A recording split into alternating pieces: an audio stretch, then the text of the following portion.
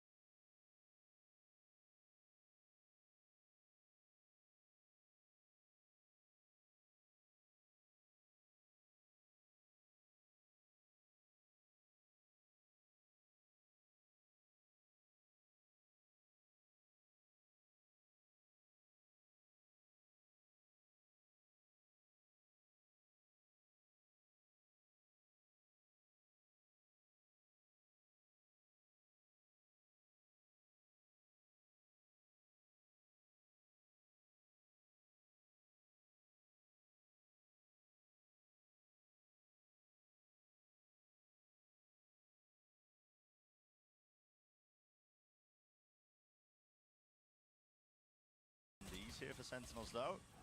Standard. And a util being thrown out wide here for that ramp control early. Now setting their sights out into the A side. Sadak! Anchor in position.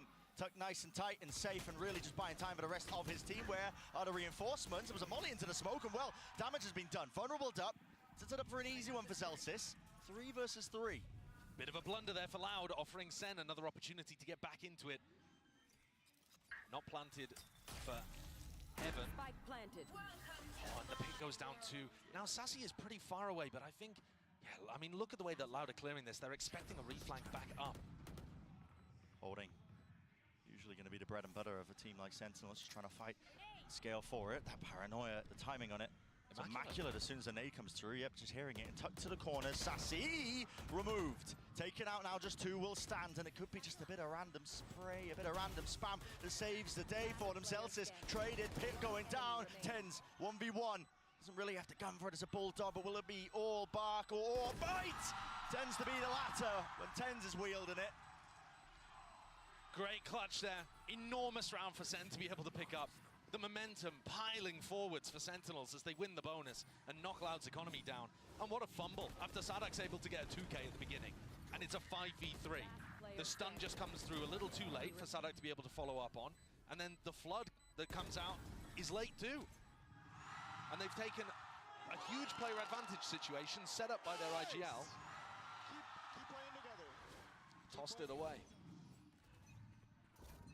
Glimpses of the comms there as well. Keep playing together. Fundy's on show for Sen. Winning that bonus round is amazing.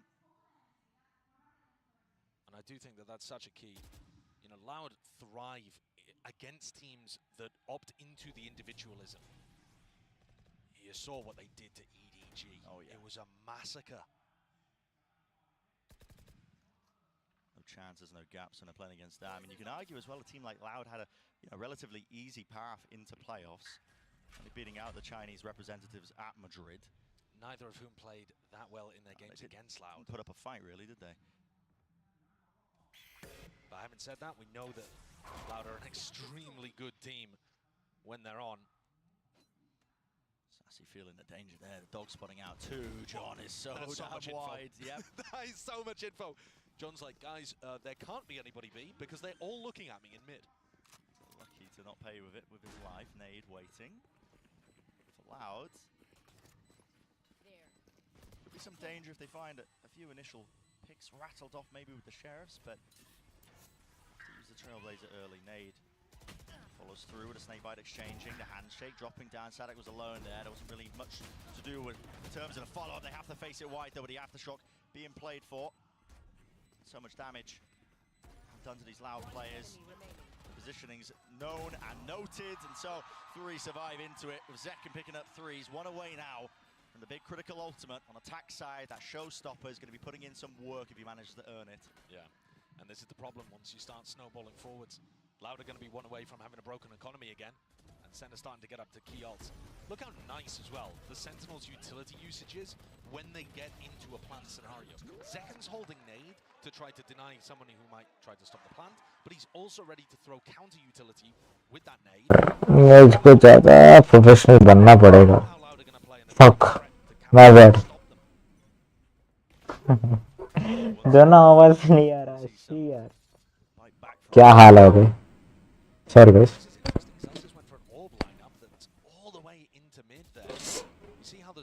Viper orbs layered on top of each other. And that's gonna disincentivize what Loud have been going for. This is Sentinel's Viper orb in mid there. You're gonna take a lot of damage if you want to try and fight mid. If you're Loud. And that's broadly speaking what Loud have been doing on this defense side so far. Only 4 rounds in though. Nice. Dog right on cue there at the minute mark. We've broken for a bit of that mid-round information, but only shown by the 1 player, so Loud still left scratching their heads ever so slightly in terms of wondering where this might land, but they are starting to guess now correctly with the Seekers as a pointing them directly into the right targets. Sassy's going to pick up the ult orb and get Seekers himself. Seconds left. Which direction is this going to go into? They've still got 2 players planted into mid here for Sen, but the spike over towards A, they are struggling to get themselves in.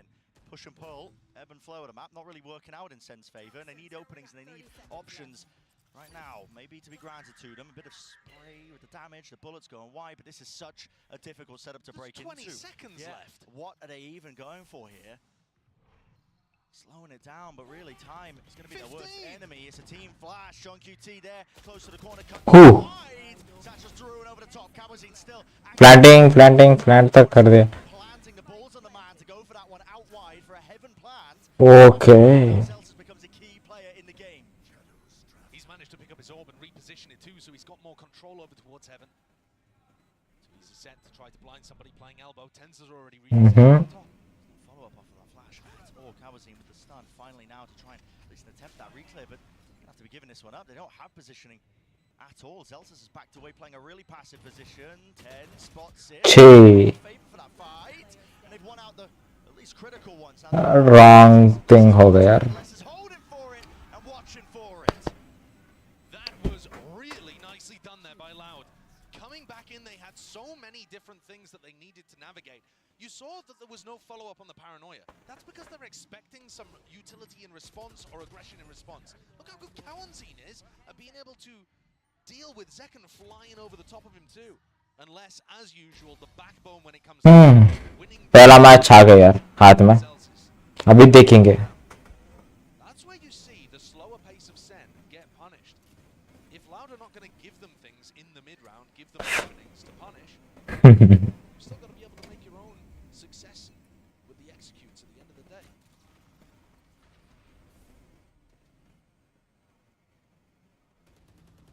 A familiar setup.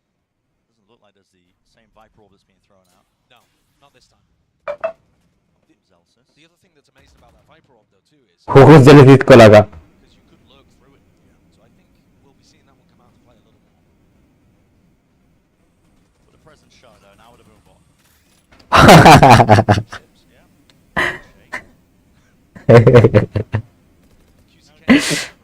QCK and Cowanzine are really close to huge ultimates too. So Loud being able to put that previous round on the board is just so huge for them to stop the bleeding. Everything was red. It's a lot that could happen right here now with 50 seconds left. QCK does it, body checks the dog, brings it down, and he's one away from it. कुत्ता को मार दिया. Having control, but now here it is. Showstopper, fault line to stop this one. Zekken was blind as anything, no हो Zekken तो जा रहा था यार, just miss. into the back of the side. That was not punished, and it is that full retake protocol, but already ram control game for Loud. Look at them clearing that so damn proactively. Meanwhile, Celsius is so far away from the rest of the squad, just trying to find the timing for a late lurk. He might be too late. There's a kill. ओहो John टिक गया. Fuck. Sassy भी गया. Drop like a fly. Tens has to do the most now. He stands his ground and wins his one out. Kawazine falling outside though. It's Looked been into slowed this position down. to Molly to push him out of position. Zekken Celsius is here. finally. और finally 10 Celsius. Till in his hand, Sanek adjusts it and watching for it. Tens now 1v2. Ooh. Terrific. 10 जीत हो गया. अभी comeback हो रहा है लौट का. Partner in crime. Mr. Sadak अभी अब कुछ भी नहीं बोल सकते यार literally. Depends on starting to get a handle now in terms of depends how on to many tackle things, these you know. A-sides. Yeah. Finding Fuck. the timing Okay. there to re-push ramp before Sentinels were anywhere near set up for it, right? Zen's general game plan is we're going to get to site, we're going to have some kind of post-plan idea for aggression, or a backup plan like Celsius going for that late lurk. But if you can find the timing between them going to site and setting up the next play, which Loud did, you can be very disruptive. And also, one of the big crucial Less 4 kills किया अभी तक. Tens the top track कर रहा है यार. to take ones and win duels. You saw Tens at the end there. We've seen him do magic in those positions sometimes before. But Louder shooting back. Might sound reductive, but it's very important. Here's that same orb lineup, but this time it's just going to go straight into a pit. I don't think that's going to have the value that Celsius was hoping for. Kind of risky to go and retrieve it too. Yeah. Basically lost, isn't it? Can't really be reclaiming it unless you have a plan to re-clear, which is stacking bodies, don't get me wrong. Just hoping that a few stray bullets might land into the cranium of Les, but he's tucked to safety, making sure the pit will stay up. If Sen Okay, they are coming B. heavy over mid at the start of these rounds, which they generally are, there's normally 2, sometimes 3. Okay, split खेल रहा है सब लोग. Might be able to make an adjustment and go for more burst executes. But all of this is so based on having a read of Nice यार. this match. And they will be changing it up compared to the last time they faced off. clear called. It looks like it was the dog John QT. He's been pushed forwards now, tucked. And there it is, kill claimed. QCK, fault line. Definitely there, actually, laboured enough, but still, the trade online. The call's being made to try and speed up the play now into B, but already that util, look at it. I mean, the paranoia, the smoke drops down. Oh, sassy gaya bhai. Mid, Sassy not rewarded for it.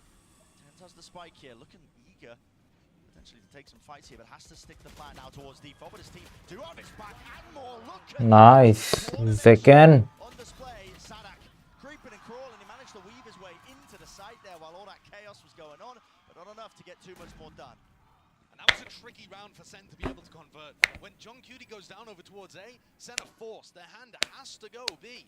And Tui's knew it was happening. The Loud players were there, and yet Sen come out on top anyway. Celsius destroys that attempt to flat retake. Dodge the flash and pick up both players. Sen, they are running away with this a little now. Getting to dangerous territory. Loud put 2 on the board with some slow, nice retakes, but now the economy's broken again. Yeah, strange, isn't it? How that ends up working out. Second. Will keep any of the money running. Okay, second को damage लगा. Suspected apparently. At least with the flash, they know that nobody's close, tucked to the corner. A lot of players now looking for a punish onto John QT. He's been noted that he plays here a lot, solo play. They're just going to posture and pick up the orb. And if they can find a pick on John Cutie and push him away, it'll create timings where Loud can worry about the rest of the map. And I think they've got a very good read that John is playing solo A lot. That's an expectation that maybe Sentinels can mess with a little, but at the moment, Loud have found a decent timing here to make a little bit of danger in the round. And the more the time ticks, the more you start to get worried in situations like this. Absolutely. Especially when we saw one of the rounds go down to only 15 seconds on the clock. I think you can get really punished. And Bren, the spike is going towards A, Yeah. which is where Loud are going for their gamble stack. There are only 30 seconds left on the clock. Sen are quiet, but so far 30 away. seconds left. ये B पे कोई भी नहीं है भाई. But no one's budging.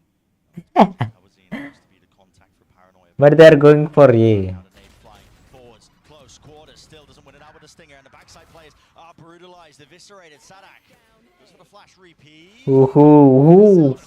Zealousy मार दिया भाई. बचा लिया भाई. And great dodging movement by John as well. Can Les pick this up? D3. He's been a monster. He's got the rifle to do it still. There's going to be no gaps there, not with Sentinels. They know who they're up against. And another round where Sen, it looks dangerous on the mini-map. You see them walking into the trap. QCK even manages to get one. But everyone on Sen is playing really tight together. Making sure that they can trade, making sure the spacing's excellent. Absolutely send me. And they're running away with this. If you wanted to have an expectation coming into split, I think it's a little difficult. Because the 2 times we've seen these teams play before, one was an extremely close split that Loud ended up winning, with Sadak just popping off at the end of the game to drag him over the line. And the other was a flattening. It was Sentinels just utterly tactically dominating the game. And this is looking to me to be more like the latter. Obviously, अभी थोड़ा coaching चलेगा coach से. Turns my coat. 6 guy का bit. Send buddy. Oh yeah, rest and rejuvenation. I mean, listen, I've seen these players wandering around the hotel and the coaches, Kaplan and Drew. They had very dark bags under their eyes, but now they've finally been able to get some sleep. And you saw there in that shot of the stage, actually, Sadak popping off, making sure he's communicating what he wants to be adjusted heading into this. Tack timeout taken for Loud. Are they going to be able to find the adjustment that gets them a little bit of a cushion to work with? Because the economy has just never been in a good spot. No. Really quite vital round coming up here, just because of what you mentioned, the economy situation is a deep fault line. That's just off the rip from Kawazine into market, but there wasn't really much to follow through with it. It looks like maybe it was just to set up B main control for 2 years. Now look how difficult this is from Les and Kawazine's point of view. you know, when this orb goes up, it's very difficult to know if someone on Sen is just quietly taking the timing through. They're trying differently every round here, Sentinels. Concerned. I've got your trail. Little portion of the round though, with a minute 10 onto the clock. You can see those Seekers offloaded, pointing in various different directions, but it doesn't really give Sen an indicator. They do know that a male is going to be free, or not male, but ropes itself. Yeah, that Seeker went a long way before it hit Kawanzin over in A Heaven. So Sen have a pretty good idea that that path to A Heaven is fairly uncontested. And the dog here actually might give such bad information. Scout destroyed. Broken. It didn't see the second player of John QT. We'll see what Sen end up going for. Certainly relying a lot on the mid-rounding here from John, rather than having set game plans going into the rounds. Seekers of his own now, spotting all the way through into mid. Everybody bursting through. Now the snake bite. Used on the Q as he hears that Trailblazer. Where's the follow through now from the rest of the team? B main lost control of this one. There's going to be questions asked now of a lot of these loud anchoring players. They want to give it up entirely. Don't want anything to do. Oh my god. Itna professional takedown yaar. Side ko. Yes, the time is low, but look how devastating this looks to retake. How do you do this now? Yes, you have a rolling thunder, but it's going to be utilized hopefully now to clear through into the bit. They've got this late lurk. They're flying from Sassy. And yeah, he's Flying. in the work. मार के. Ooh. Jealous is still that. Leading it with the team, but it's already wrapped around, so they got to expect the Sassy's there. No, it's a half clearance. Not enough. 2 years TP adjustment. Oh, Sassy को मार दिया. अभी. Oh my god. And it's another situation, Brent, where Loud cannot get any level of economic cushionry going. Going to be knocked straight back down onto a low buy. And that adjustment, whatever it was that Sadak came into the round trying to inform the rest of his team, it did not work. They weren't ready for Sassy here in B Heaven, and they weren't ready for Sassy again once he repositioned into B main. It completely disrupted what Loud were going for there with the retake. The timing could not have been more perfect. The way Sen are working this map, I mean, it's a masterclass. Yeah. Speed running it. It really is. There was a lot of talk coming in based on their regional performances on Split that they might have the best split in the world. And, you know, I was saying, be cautious. We haven't seen them play up against all the other teams in the world, but man, is it looking clean. I think the believers in the Sentinels split are getting their beliefs confirmed every time we watch it. Yeah, now heavy group up. The weaker buy here from Loud using that Trailblazer, trying to be fast onto the approach. Chance here, Zekken. Zekken gaya. Expecting players to swing from that left side. Tens.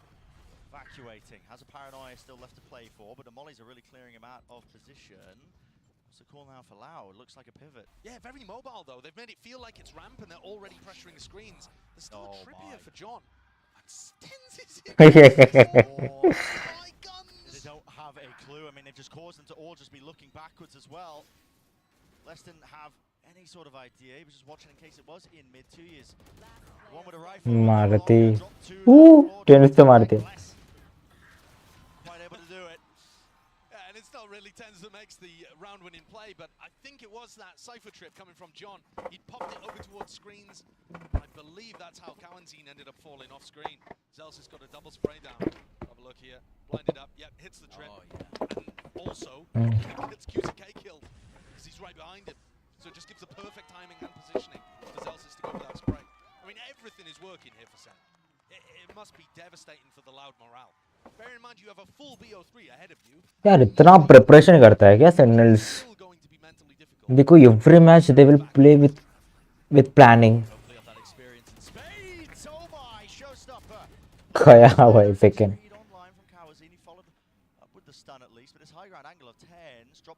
Shoo! Just taking a wide peek by himself, man. Taking a fight by himself. Yeah, there's backup there, but heads have fallen, heads have rolled, and now exactly what Loud ordered. Yeah, player advantage situation, looking lovely for them. One away from a showstopper too. Sen, they're going to be able to get a plant down here. They're pretty certain that A is completely clear. They saw so many people fighting over mid. But this one is going to be tough, and Loud cannot afford to throw it away. Yes, Ooh. Loud, great awareness knowing that Sen are going to have to be Playing a bit more proactively, making the moves into the post-plan situation. अच्छा खेला भाई. Loud. Shut down by his former Loud quick. And so Sen, for about the first time in this half, tried to do something fast at the start of the round. And that actually results in Loud getting the round win. Every other round, we've seen Sentinels with a tortoise-like pace to the beginning of these, making sure that they are cautious, diligent about everything. And as soon as they step forward to try to take the fight, Loud are so happy. These players behind Zekken just got wide swung and minced. Crucially as well, final round of this first half, the money's looking good, the ult's even better. The showstopper for QCK. Can play really much more aggressively now that he's got that one. And the silver lining, if they can get to 4, if they can win a pistol, maybe it's doable. But they've got to be securing those wins. Clean with the rounds that are available to them now. Viprorp does throw a lot of just chaos into the mix. I mean, look at the amount of Loud players. It's just gathered all the way into mid to watch it. They've got 3 players checked and ready. Yeah. And Tense is still holding counter utility over towards B main. That timing was looking pretty good.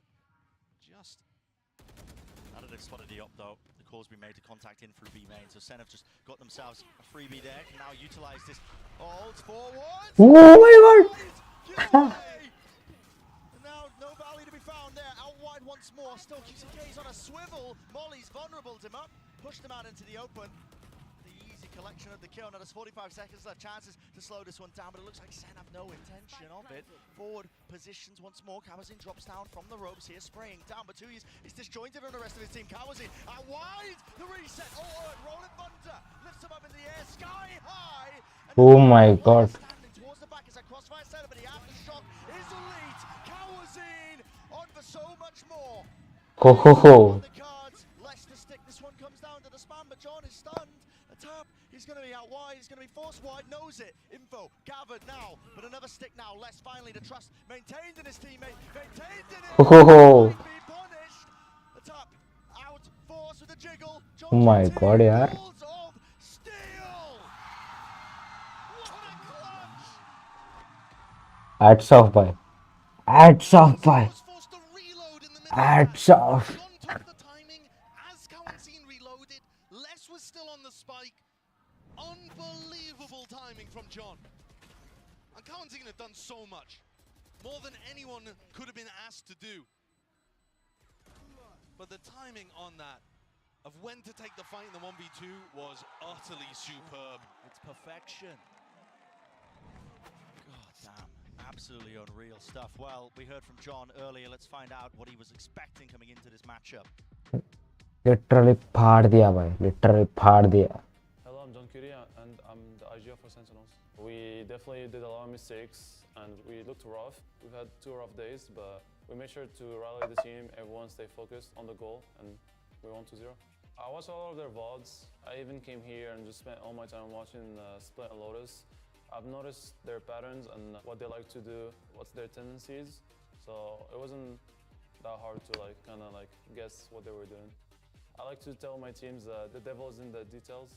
Just small things that adds up and create that big thing that will make the difference. All grouped up right towards the back TP on top. That's amazing. This man is terrifying. What an angle to find. All the way forwards, Judge in hand, Shin. It's away with it. Still, reinforcements arriving. Narrate can't withstand it though, the pressure. It's too much, it's immense. This man is a thing of night. Tens का gameplay easy होते हैं भाई. The mobility, the confidence, both working in tandem. He's on for the ace.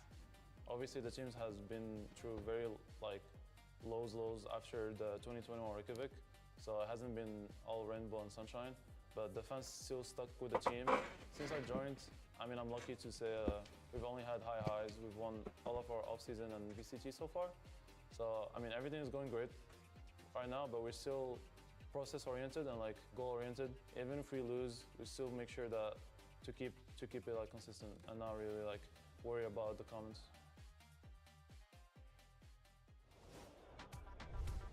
consistency is key at the end of the day. It's clearly working out for Sentinels. I mean, he was talking about it, time in the off-season, they've been winning a lot, but you know, with that comes a lot of hard work. They've shown some of the most maps of any teams coming into the kickoff, coming into the entirety of this year, but part of that is just them honing these map pools, you know?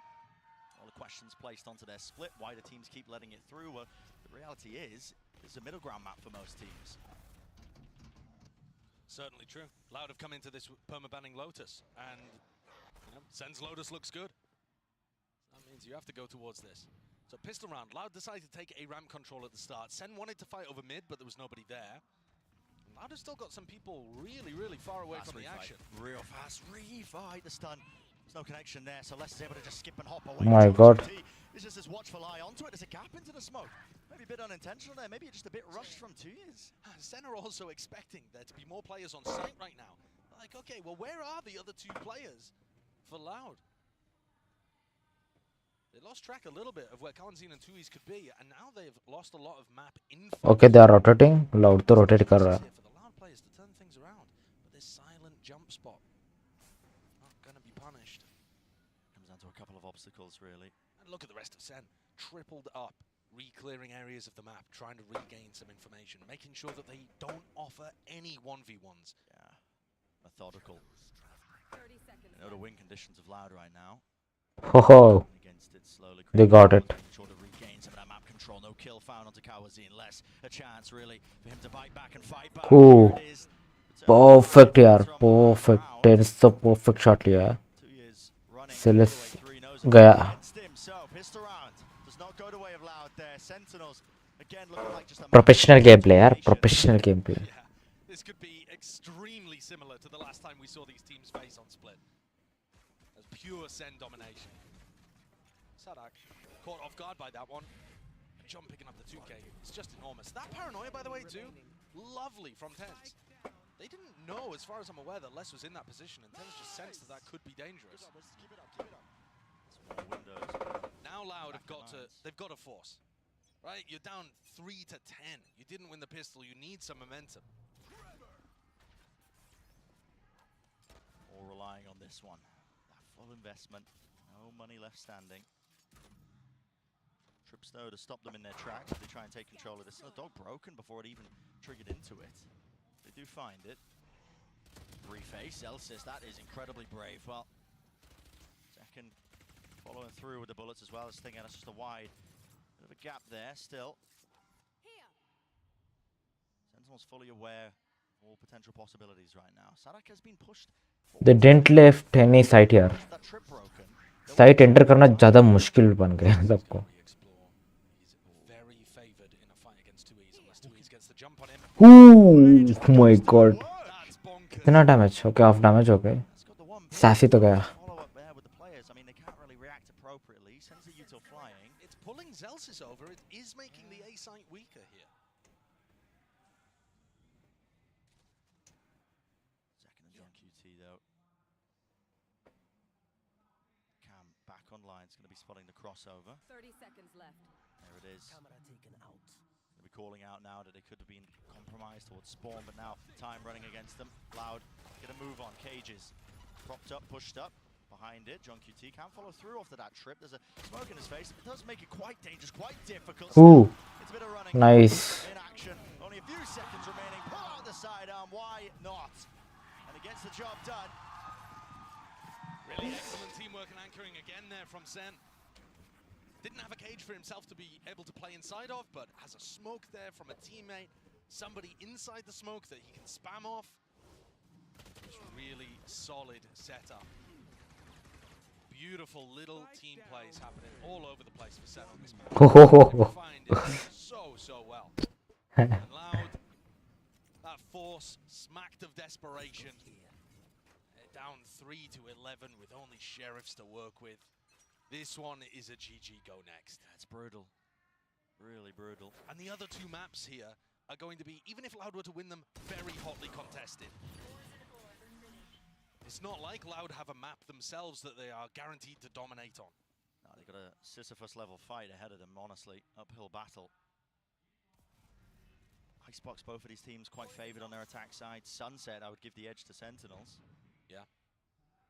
Even Even if you do win on that second map to extend the series, it looks dire still. Anything can happen. Team like Loud being around the block, they might be down and out right now, but they have that experience to maybe rally themselves here. They need a few more though. Openings not going to be given to them. Perfect holding here. Too well honed. Yeah, everything looks... They've crossed every T, dotted every I. You heard John talk about it too when he said the devil's in the details, right? What makes a team excellent is not just the macro, not just the shooting, but it's all the small things, the little interplays between players, the maximization of, you know, a certain piece of utility. Literally यार Sentinels का मतलब इतना professionally they will study everything here according to players. और they उसका planning इतना तगड़ा होता है यार. हराना इतना मुश्किल नहीं. Strike fear into the hearts of anybody else, because if you have a perma, you have to let this through. Yeah, playing split against Sen, I mean, almost guarantees. Yeah, Sentinel's going to be taking it. They've only lost it a few handful of times. One of them to this team that they're playing against now, Loud, but Sentinel's the kind of team getting knocked by their losses. Re-clearance called here with a flash. Oh, good one, yeah, from Kawazine. Yeah, very important counter flash there. Sen are trying to set up plays like this because they have looser weaponry to work with. The two Spectres, the Bulldog. So we get to see a slightly more aggressive version of their setup. So goes the ebb and flow of the map. But there are still chances for Sen to win this round and just dominate with the same scoreline that they did. ho. Professional yaar. Covered and watched for. Celsius just swinging wide, a bit of run and gun in the reaction. Called now from Loud. Into the site, will they be able to get the plant down? Looks like they will do so. Too much pushback. There isn't very much retake utility here for Sen. Normally their retakes are amazing, but there's really only a boombot to work with. Waiting for the right timings. I mean, the smoke up. 1 second here for 10's. Going to be using it probably to block off one of the angles. Just jiggling for now. There it is, actually dividing up the site. Paranoia flying with the fault line. Time. Time to tick. Oh, She'll kill. Celsius falling on top heaven. TP forwards. Backside control, at least partitioning in it and trying to take it wide. Still with that util online. The aftershock does push him away. A tag from John QT, but forcing the fights out into the open. The snake bites, plenty of util here. finally they got a sight here. Loud ko. Finally. Fully just using the util. And it's officially now a closer game than it was during the grand final, where Sen won 13-3. But man, it doesn't feel much closer. No. I mean, this round almost a, I'd say a givey, but it was a bonus. It was a bonus, you know. Yeah, Sen didn't have as much util available to them, but still, you know, Loud. One round at a time, it's all the way, you got to take it. Yeah, and we've seen them pull off big comebacks before. And we've seen them lose leads before as well, but listen, we won't talk about that one. We won't talk about it. We'll mention it a few times. Look at the timing there, just beautiful. Oh. Gonna go for an aggro lurk. इतना reflexes अच्छा है भाई, इतना professional reflexes. Your star player, this is a guy you're expecting to put up massive numbers, who's going to offset that mechanical advantage that a team like Sentinels might have with players like Second, like Tens. The desk was talking about it. When he's shut down here, your chances begin to dwindle. Trip in their face. There's no protocols at all to really deal with that one. Should have known it was there, surely, if they were walking all the way up. TP forwards, it's just being toppled and crumbled. All the opportunities in this round here for Loud. QCK with a nade does get the one onto Celsius. It's such an open position, though. Yeah. It sends to close out. And Sadak, it's inevitable. Yeah, JJ, guys. That is one of the most one-sided maps we've seen. Professional took out. Sentinels are primed and ready. This is a team angry. They want to go deep, they want to go forwards. They know they've had obstacles, they know it's been tough for them. But that was just a dismantling of the opening map. I don't know whether Sentinels have, been talking to EDG and told them they'd get revenge, but they just stomped Loud in the same way that Loud stomped EDG. Absolutely impeccable work. We're sending to a quick break on the other side of things. Plenty more action where that came from.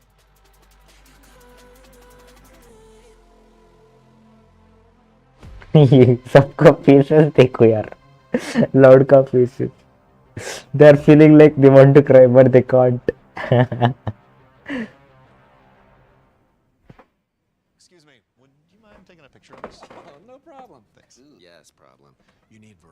Trade in that little thing and get a new iPhone 15 Pro with tons of storage, so you can take all the pics. So many selfies. A preposterous amount of panos! That means panoramic. And as many portraits of me as your heart desires. How about none? None, yeah, none feels right. Trade in any iPhone in any condition and get iPhone 15 Pro and iPad and Apple Watch SE all on us. Only on Verizon. But no one buys. If you want to be a lesbian, you have to buy an iPhone.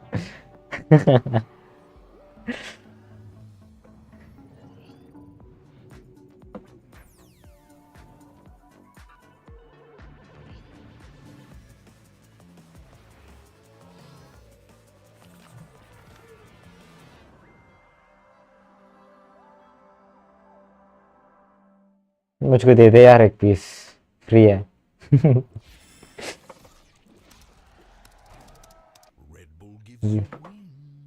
Energy drink but मैं नहीं पीता हूँ यार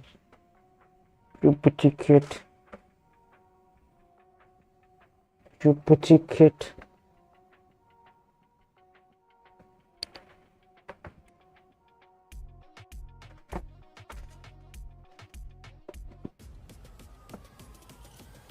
कहा जाएगा पुचिकेट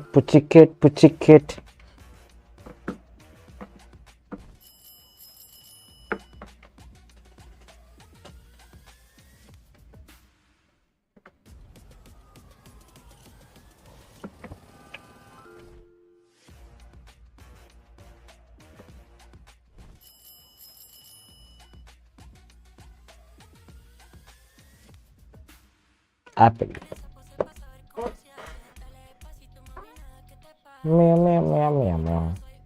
Meow.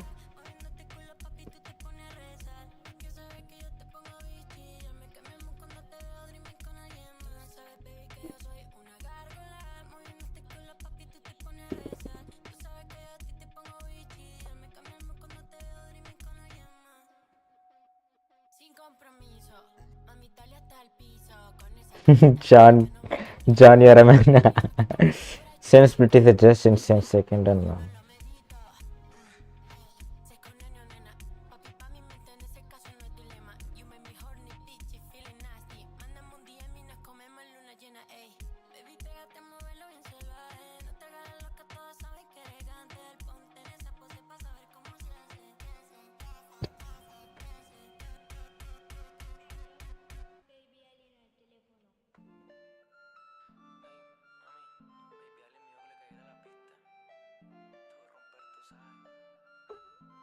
Meow.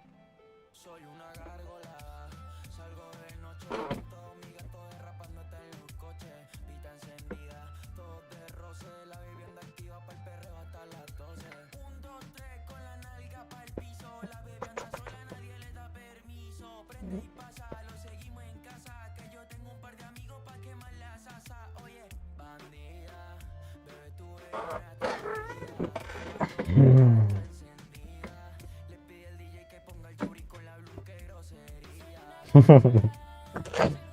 You pussy cat. You pussy cat.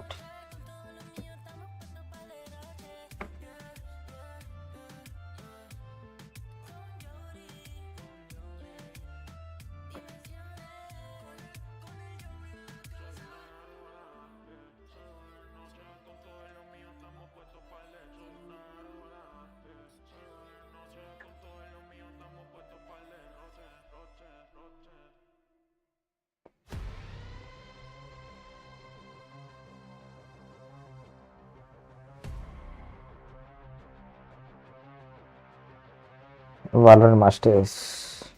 Hey guys, I'm standing right now with Kaplan of Sentinels. Now, of course, the team, I don't think I need saying, but the team is looking like the current favorite to win it all, and a big part of that is just how consistent the team has been. He's a Valorant coach here. You guys have been very vocal that it's such a hectic schedule. Kalpan. How have you been able to ensure that consistency in their performance?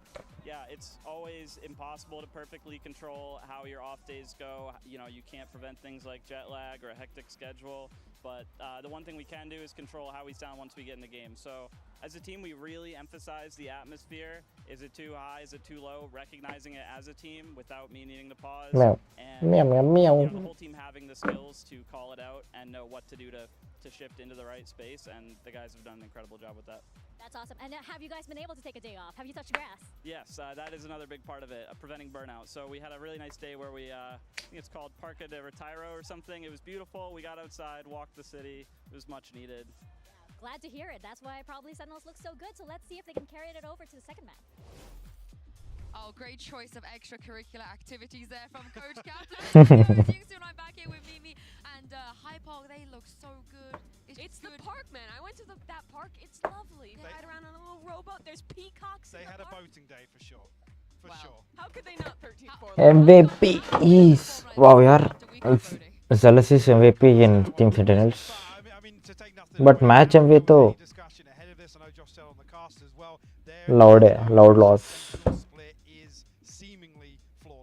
They do not miss a beat, and every single decision you see along Loud to loss okay yaar. Fail around. But they have to win in second round.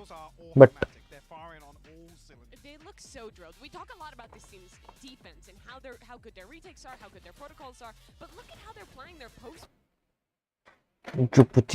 you pussycat, you should not press on everything, pussycat. Other round where once they get into post round, they're going for these executes with the double dive between Tens and Zekken, which always looks in. Has a nade primed, ready to go towards heaven. They have so many layers to these post plans, and really it seems Come on, like pussycat. every stage of this Pussycat. Sorry, yeah, sorry, just caught my breath for a second there. I think as well, Loud, yeah, just an inability to really throw them off their game, right? There was no pressure towards the backline, the weaker extremities ahead of some of these executes coming in. Unfortunately, Loud just didn't really get a look in. And with the way Sen have been playing and how well drilled things are, if you let this Sentinels execute on you, you're losing time and time again. Yeah, and I want to shout out to the fragging IGL on the other side too for Sentinels. John QT, take a look at this. A Hyper X reflex. I felt like every round when he was still alive, Mimi, something magical was going to happen. I mean, this was after Cow and Zine got a 4K, almost gets the ace in this round, and then John just plays the clutch to perfection. He's not always the flashiest player, but when you put him in a position he needs to step up, he seemingly always does, Mike. Yeah, he does. It looked absolutely ice cold afterwards as well. Giving him a wave to close out the half. It's heartbreaking to see Loud lose rounds like this, but like I said, with the individuals on Sentinels, not even Zekken and Tens, in scenarios like this, stepping up, this is the plan B. How scary is that for every other team? I mean, everything is just coming together beautifully for them, but the job is not done. The job is not done just yet. They are one map up, but let's throw it down and hear what Loud's coach STK had to say ahead of Icebox. Welcome back, Mika Fabs here, now with... Welcome back, Mika Fabs here, now with... Loud Fooch. Loud, and now that was a very tough first map. What was the team struggling with the most, and how do you guys plan to remedy that going into Icebox? I think that we entered in a game with a game plan. This game plan didn't work. Unfortunately, they adapted themselves, so they have a lot of merit on that. So on Icebox, we have we are more comfortable on the map. We have more plays on this map. So I think that's about this. Reset about the first map that anything went good and go for our full power right now. Well, Loud is a team that you can't ever count. So let's see if they're able to bounce back on Icebox. Exactly, Mika. Well put. But the thing is, Mimi, what are Loud's game plans for Icebox? What do they do? So they play this Harbor Viper comp that they've been playing for a while, but they execute on it really well. Last time they played, the thing that impressed me the most was their protocols in plant denial and retakes. They're very good at kind of timing how they're using their mollies to delay their opponent's plant, then going for these flood retakes that with the Harbor Viper are really effective. This is a map where I think you get to see the experience, the fundamentals of Loud on full display. This comp for a while, they have a lot of variations of how they want to set up with it, especially on this defensive side. This is the comfort zone for the Brazilians. Comfort? I don't know.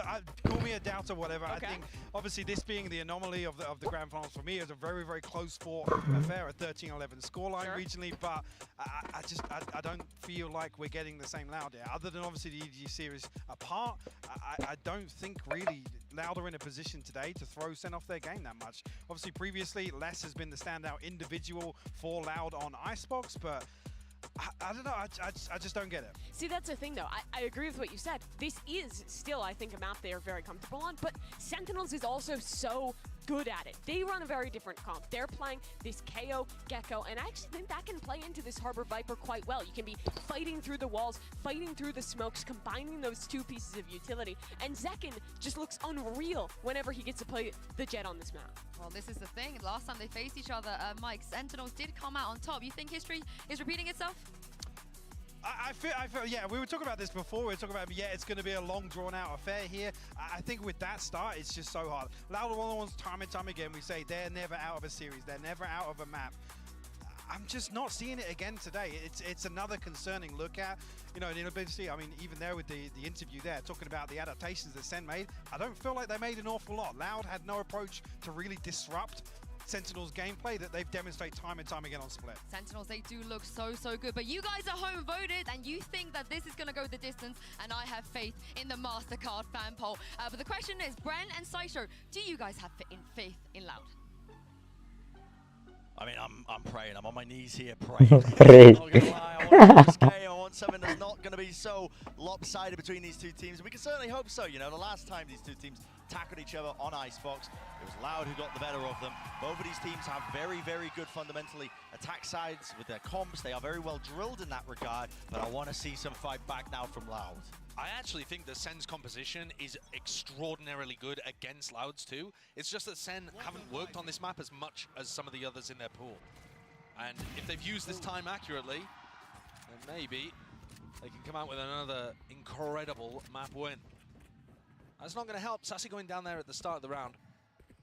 You know, he's a really important piece of the puzzle in terms of getting the plants down. It's a massive one with less of that early face, that early peak. And Loud expect this to be a re-hit. And they won't really know otherwise until the alarm bot takes contact. And at that point, it's kind of too late. Sadak doesn't have nanoswarms to deny. So just gambling the wrong way here. Sadak, flash through, who's playing anti. Where's the follow-up? There is none. Just rips away to it, and Frenzy in his hands. A backside position being played here. Dash fading away, but Second still standing his ground that he's earned himself. Dart dodged. Another play being set up as well. Attends with a pop flash into the peak. It allows Zekken to recross back, playing together now, but they've got 4 players to deal with. Make it 3. Can't let this one slip now, Loud. Shot dart. It's good for the damage. Ten's going to be forced out wide. Tens. You can't be getting away with this, son. Surely not needs. Doesn't even matter. Sadak pushed forwards. That's a 2v4. That's ridiculous. The push into Sadak there to give Sadak 2 kills was about the only way that Sen could have messed up what was happening. Not that it's their fault. They didn't know where exactly he was positioned. But for Tens to recover that, he's forced to take that duel there as he crosses back. Yeah, he's forced to take fights because of their utility, because of how they're positioned. Who are they peeking? Who are they peeking?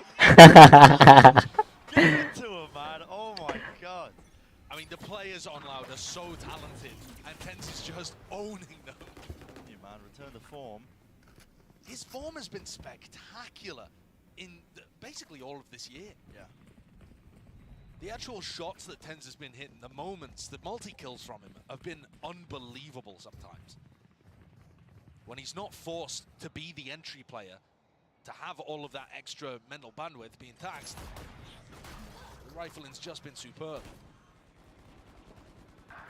Player's going to be dropping plan online here for Sassy. Now look at this high tide. It's not going to have an influence in this round, but I do like how Loud are using it.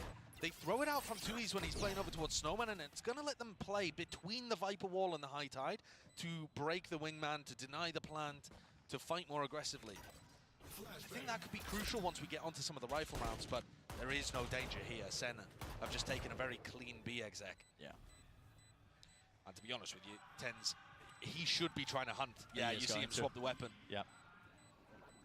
Offloading it in exchange there. Does want to go hunting. Top of the bridge brings him down. Still one step closer. That's what matters. It's a fairly important denial, though. If Tens had access to that ult at the start of the round, things would get quite difficult for Loud.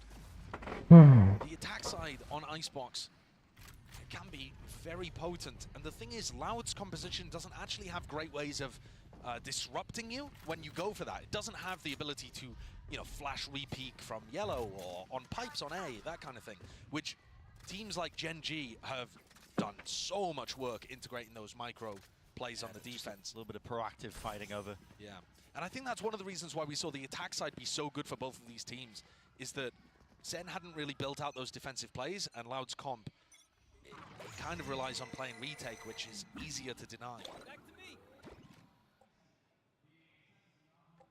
So the purpose of that Dizzy, just to spot if a player is aggressive up through B, but the Cascade blocks it anyway.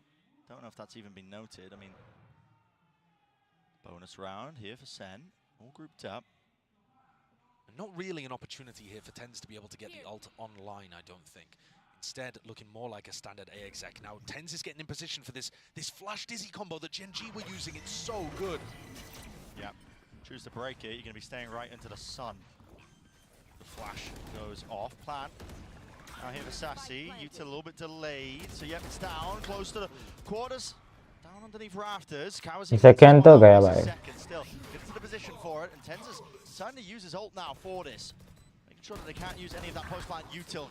Keen and eager to take the fights. He's ripped Kawazin's head clean off.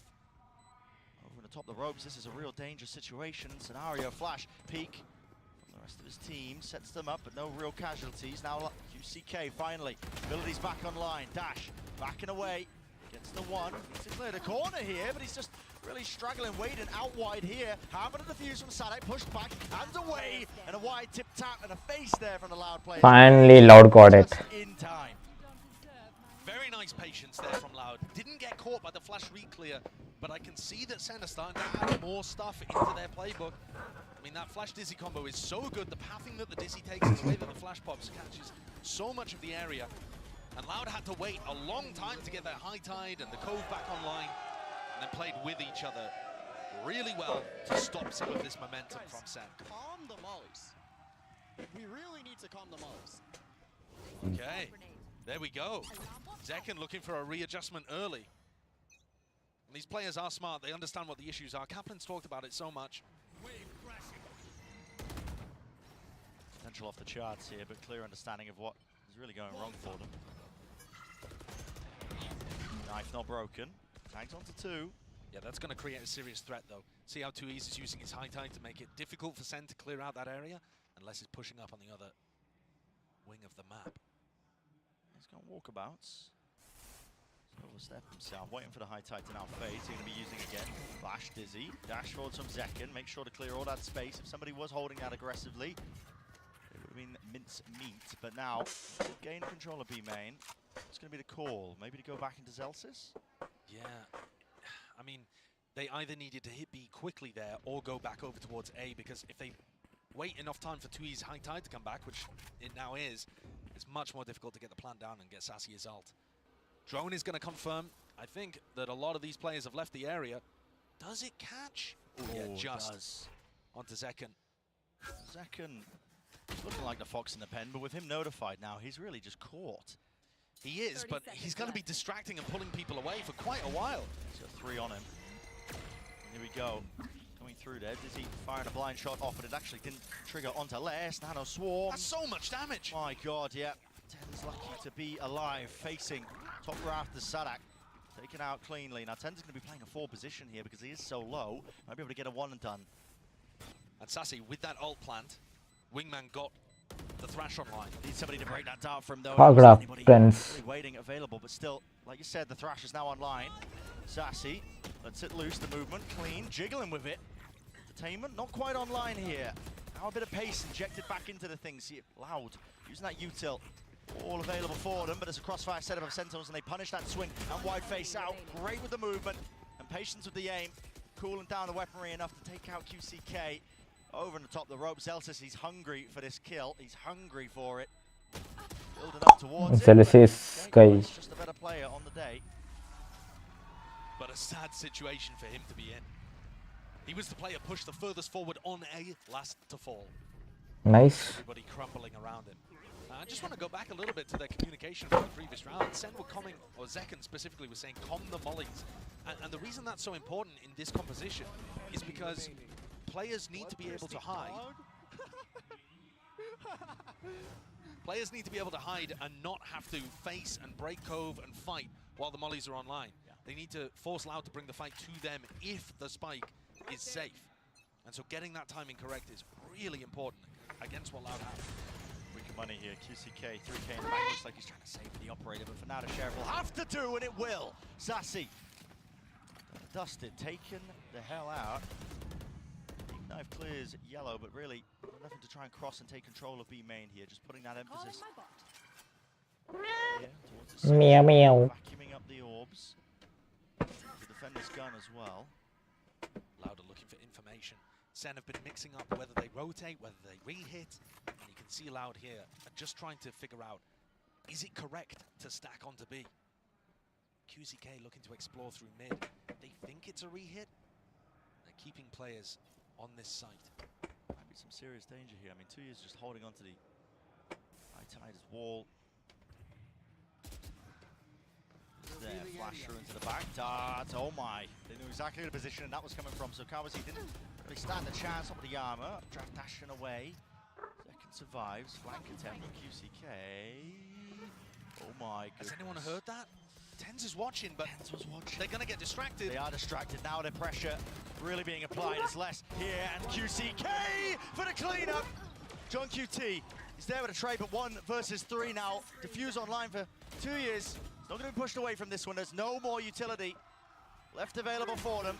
So nice. That's what you want to see. Thriftish. Yeah, that is just in time. What we saw in Split was the economy just getting ruined for Loud over and over. They could never build up a bank to work with. They're going to call a timeout after winning this round as well, which is a bit bizarre. Maybe the timeout probably queued a little bit earlier. Yeah, probably queued before they won the round. Yeah. But QCK opened this up with a beautiful sheriff shot and then closed the entire thing too. The cloudburst to make sure that nobody caught him getting past the alarm bot. And often that kind of thing is going to get hurt. But in this situation, gets away with it. Like John QT was mentioning, it's the tiny things, the tiny differences, the minutiae. Breakout. Yeah, and also QCK being able to give them the confidence to stay on B by taking that mid-round timing and taking the risk to re-explore through mid. And it is a risk, you know. He's only one man in that kind of situation. So now, what allowed looking to readjust? Can they take any lessons from winning that round? I think one of them would be, you know, trying to fight before Sen have utility setups, because QCK was able to manage that. And he's looked fairly good in the games of Icebox that they've played, despite people doubting his jet ability. And the other big takeaway, I think, from that is trying to look for mid-round information so your stacks are correct. Maybe might see some signs of that proactivity from Loud being called. Like you said, just trying to gain some of that mid-round information, but the comp isn't really too suited for it. I mean, you've only got the Sova as your initiator. Yeah, you really have to do it by pushing into areas. And again, you don't really have the ability to flash re-clear spots on defense, so it can be very tough. You kind of have to double up, triple up, walk areas. That's got its own danger. So both teams on opposite sides of the map here to start this next round. 4 players grouped up on defense on A, just pushing QCK into an aggressive angle. I mean, this is excellent for him. Yeah, but I mean, Sen are nowhere near. Still, he's going to be telling his team to over-rotate. Get your asses into mid, get your asses into gear, because it's leaning over towards a B hit. Yeah, and Loud have actually finessed this. Lovely. I mean, they've managed to get into a position where Sen weren't comfortable going for the early round timing, and now Loud have stacked it for the mid-round timing. And on top of that, QCK's watching in case things rotate back towards A. He's in a really good spot. Drone. Oh, maybe just catching tail end of somebody. I think they've got all the info they need, though. Yeah, they have. With QCK pushed up deep like this, look at it, you can just tell from the stack. Already protocols in play. Molly forward, Zekin just tanks it. Half his HP just removed, but they weren't expecting it. Still, Loud with all the kills. 2 versus 3. Sassy almost being taken out. Has to back his way to safety here. Fast flank of QCK. Might be causing some issues a little bit later into things. He's going to be notifying his presence, at least with the removal of that turret attack from Sadak. He's hoping that forces them out wide. Don't know if they took a glimpse of that one. Still 10 HP. Leave it just to Zelsis. Kova. There's no real chances here. There's no real chances. Maybe. Loud equalize कर दिया भाई second round पे. I think Loud's defense on B looks way better than their defense on A, personally. Especially coming out of the Loud Gen G game, that was my big takeaway. I think Loud's protocols for dealing with B hits like this are actually real nice. Yeah, they missed Zekken, but they keep good snowman control. They fight from kitchen. They have good crossfires on people. Look at how Sadak, playing around orange, is able to pick up Zekken. I think Sen should be quite cautious if they're sending B hits over and over and over. The A side of the map does look more of a weakness for Loud. They tend to play it for retake more often. The flash dizzy combo on A is just more powerful in my opinion. And Sen are going to have opportunities then to fight aggressive in the post plant to stop Loud coming back in for the retake. I think you're definitely seeing that there are many more opportunities for Loud to get wins here on Icebox than we saw on Split. Right? Split from Sen is perfection, but not every map is up to that kind of power. Loud are finding those ways of stopping Sen going for these hits. You it. Now they've knocked the economy in the other direction. Did Sen even have a single eco round on Split? I don't think they did. Like it. They won the pistol both times, and then they just dominated the game. So I think this might be their first one. Drop down to it. A couple of decisions to be made here because they do have money for potential investment of one rifle or so. Looks like John QT is the one who's bought that one up. Might get sold, but it looks like they should have money to spare if it goes poorly. And whatever's been called, we're probably not going to be seeing signs of it just yet. Not in this round with the weaker guns, but you know, Sen might start playing towards some of the orbs, try and earn up some big ults. Celsius will probably earn his after he goes down to a player. And look at Loud setting up the same kind of thing. 4 players A at the beginning to post up some. Oh, QCK messed that up, actually. Yeah, I mean, I was going to say to post somebody up really deep so they have good information. And yet, that 4-player stack now just has to kind of chill and reset. But Sen are not going for anything too aggressive at the beginning of the round. They're worried. As soon as 2Es puts up this high tide, it makes it feel like there's many players ready to fight B. Even though we can see it was only 2Es at home. One Dizzy clearing the way. Sassy on away now from the ult. Knife being broken. Loud. We have the protocols for this, but still Zekken with knives is a very dangerous target. Tagged up by the drone. Has to respect it now. Has to back away. Celsius dropped on the other section of the map. The other side of things. Still with that. Tens to gaya bhai. Fuck. Going to be pitting, committing into this one. This is interesting. I mean, even though the money is a little bit wild still, now the lockdown being invested. I mean, that is absolutely crazy stuff still. Maybe feeling like it's necessary now. John QT getting into this spot and this position on top of it. Can't break it down, so detained and dealt with.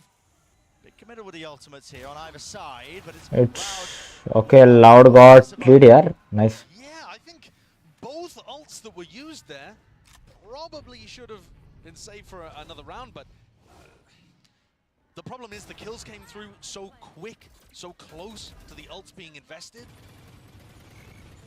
I think John didn't quite realize that he was in such a player disadvantaged situation when he decided to pit. And likewise with Sadak just deciding to send that one, make sure that they get the streak online. So now we go into a rifle round. Celsius ultimate, super powerful. If they can get up onto pipes. And this should be the round what the timeout was scored for at least. Adjustments there with a deep knife. Now very heavy emphasis and presence being shown by Sen. Sassy. Thrash movement. Looking elite. Looking to clear out the side as well for the rest of his team. Look at that. Skipping and hopping over around the side. Cowazin, he's been caught. Do they want to dive and dash onto this one? Now Sadak is his bodyguard. Doesn't Sentinels over. Has a wallbang angle here. Yeah, it's a wallbang angle with a pit drop down on top of it. Lockdown though should push him out of position. Potentially it to clear, but Les might just go down with a ship. He might just opt to getting detained. QCK is wrapped all the way behind him, and yeah, he will get detained just so that this pit stays up. But he's spammed onto the top right of his position, dropping down. Crucial kill here onto the flank. Celsius cleans that one up, so no gaps now left into the play. Hunter's Fury offloaded. Really just going to be utilized to try and push at these players from Loud into these forward positions. And they have managed to even it up ever so slightly, but still a player disadvantage. Molly, we're waiting for it to fade with Mosh down now. Dizzy on top of it with the Cove. Now stacking up all together. Post-plant utility should be good enough here for Sentinels. Now players realize it. They're the ones who have to make the moves forwards. Cowazin and 2 years. That is just disgusting. Awesome, bhai. That looked like a checkmate situation. Sen were running out of post-plant utility, sure, but they still had Everything was under control, but And yet through the high tide, through Tui's util, Cowanzine, the hero for Loud in map 1, though the efforts didn't get him anywhere. This time putting rounds on the board. Yeah, Cameron's going to be annoyed about that, but I don't really think that Sen misplayed it too much. Cowanzine just hit some really nice counter spam through the high tide, and then got a sick shot on a jump peak. Sometimes it be like that. Yeah. Loud. Only creeping forwards with this lead here. Yeah, look at how mobile they are with QCK's positioning. He gets another one. That's Sen sassy ka. They played him over towards A. Last round he walked down Tube. This time he's over towards B. So difficult to predict. Hook middle over to no command. Plant. Oh, hello. Counter spam. Kawazine dropped. Still have to worry about this operator. That was actually through mid. That was He's skewing. Turns को ले लिया. Dropped to his knees. There's no chance in hell he's being picked up. And now, plenty of time and space brought for the rest of these Loud boys to really get into the action. Auxiliaries are here. Oh. Face by Zelsis traded though. Drop down. And John QT again isolated in this 1 versus 2 position. Familiar scenes for him to reload. Surely going to be heard. And yes, Perfect timing. With the punish. What a round from QCK. Very similar to the Thrifty that got them started on this map. Takes an early angle, hits the shot, and then he's there to punish. This is now 5 in a row for Loud to really get the gears going. I was talking about the attack side for both of these teams being good, but I mean, so far it's clearly Loud are the ones who have stepped up. Won't go quietly into the night. That is a disgusting shot. QCK with his op. Zekin's Achilles heel. Yeah. Barely tagging onto him. So Loud, they have found something that's worked, which is QCK's op, and now they've given it to Cowanzine. Just to mix it up. And if QCK gets spotted now, still, he's rattled off the shots. Ended up using the dash. Oh. I mean, Les, this is literally the same as what he did in the pistol round. I mean, he went for this aggressive push on that initial round, man. He's taking matters into his own hands. Does not care. Worth a damn 3 fall. What a beautiful bait and switch setup from Cowanzine and Les as well. Such an unusual one with the Sova opping. Yeah, I mean, it feels like क्या हो गया यार सबका? Very, very angry. Yeah. Pod and poke the bear. And frankly, it wasn't necessary for Les to go and do that. When they've already won 5 rounds in a row and the game plan's working, does Les need to force those fights and take the 1v1s? No, but he's Les. He's Les.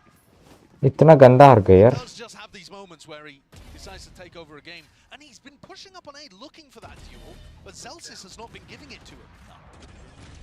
If they're B defaulting and they leave Zelsis with the Killjoy utility on A, Zelsis plays it really safe.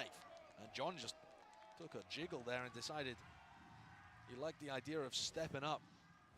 I don't know why you would. 12 and 3 less.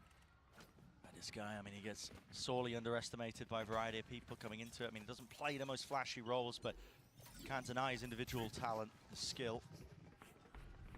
And now Sen on a weird buy, looking like they want to just set up for that default A hit. Get 10s up over on 2 pipes, where he's got that flash angle. Turret broken in mid. With a flash. Actually not in the right spot. Really deep flash. Ooh. Decided to take the re-peek. Dizzy shot fired straight into the wall there. Zekin wins it out though. Molly's dealt with. Accounted for. Now you're going to see it. The Reckoning pressing forwards with the advantage they've got. Loud, not giving up any space. They want to take it right back away from them. And already you can see it at deep position. Weaker guns and weaponry still. Maybe Sen could make something of it. Again, the triangle of death set up. This time though, Thrash taking that first contact. Zelsis winning that fight. The adjustment and snap to the side. And retaking now with this operator just becomes a dire situation. And Zelsis is running a mockery over them. Taking liberties when he's on low HP. So why not? He can do it. Not planted for Sassy. Tapping. Sadak.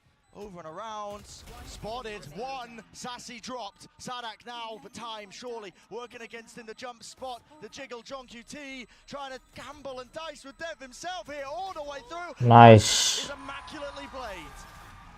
John with another clutch.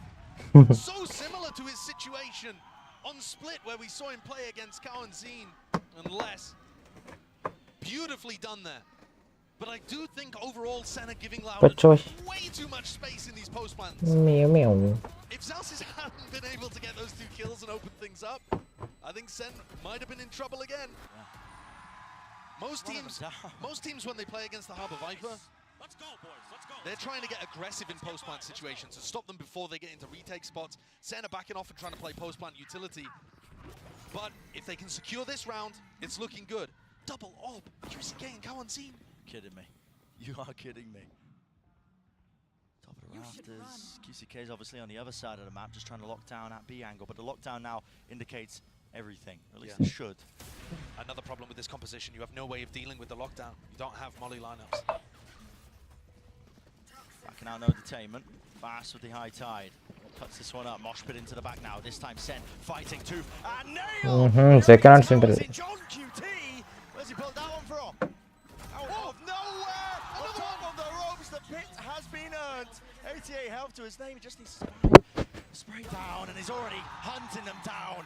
Professional, yeah. With him toppling Ace on the cars, the crowd wants it. The people are chanting. QCK spotted out wide. Will his team give him anything? Nice. Still, around 7-6. Be happy with that. That's a salvage situation. When his half Okay, 7-5 okay. And round 11, round 12, the player to salvage it is John. What a beautiful spray transfer there. And then getting the 3rd on the rope too. All coming off the back of winning the 1v1 clutch. To get Sen up to 4, well, he's done it to get him to 5. That's crazy stuff. Honestly, a really competitive map overall. I believe we've got a special guest down on the floor as well. Let's send it down for an interview. Hey guys, I am here right now with Coriano. Coriano, what's up? How are you liking Masters Madrid? Masters Madrid is awesome. I mean, I'm really cheering for Loud. I arrived 2 days ago and I'm enjoying the city. Of course, right? And how do you feel about this rematch? What are you Guys, I will be back in 5 minutes. तो अभी break है. अभी break ले लो. Take care of this. Everything. Match. We weren't able to show our game on the first map, but we are trying our best. Of course, excited for that comeback. Now, what's this I hear that you bought every single VCT bundle? Is that correct? Yes, is that true? Oh my gosh. Okay, now I have to ask you, what's your top 3? And you can't say loud. Okay, I really like Talon, G2, and also Cloud9 one. Oh, okay. That's a healthy representation. I like those picks. Now, last but not least, can you give a quick shout out to the fans? Maybe get them to buy some Loud bundles. How about that? Yeah, sure. First of all, buy Loud bundle, and thank you guys for cheering for Loud. It's a close match. We are top 4. Last Masters we weren't really great, but I hope this one we can get the title. All right, you heard it from Coriano. Let's get back into the game and let's get loud.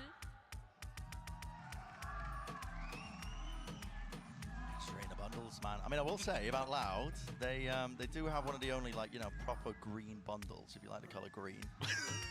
So they got that going for them. Yeah, if you're a fan of green, any eco-friendly people out there? Yeah. I mean, money, other substances that we won't mention.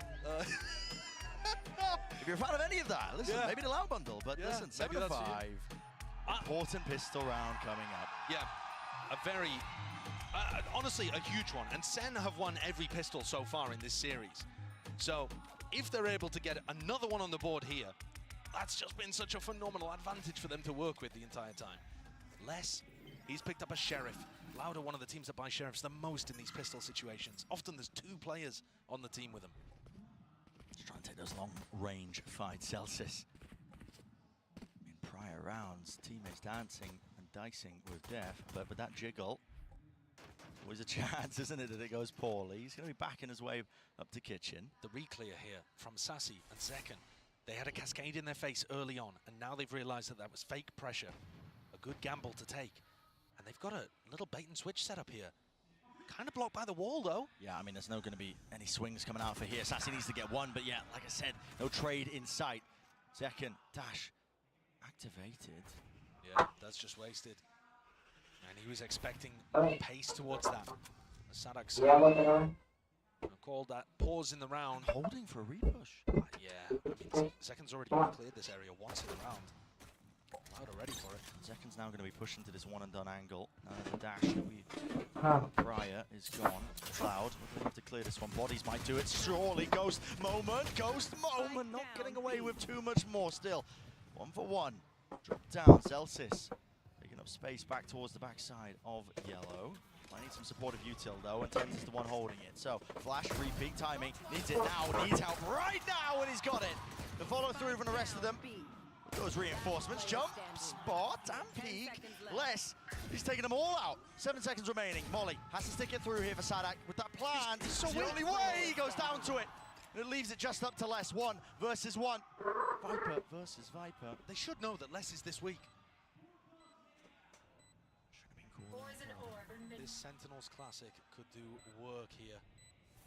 Time to put it to the test. Lot to clear though for John QT. Thankfully, he's got a bit of time on his side.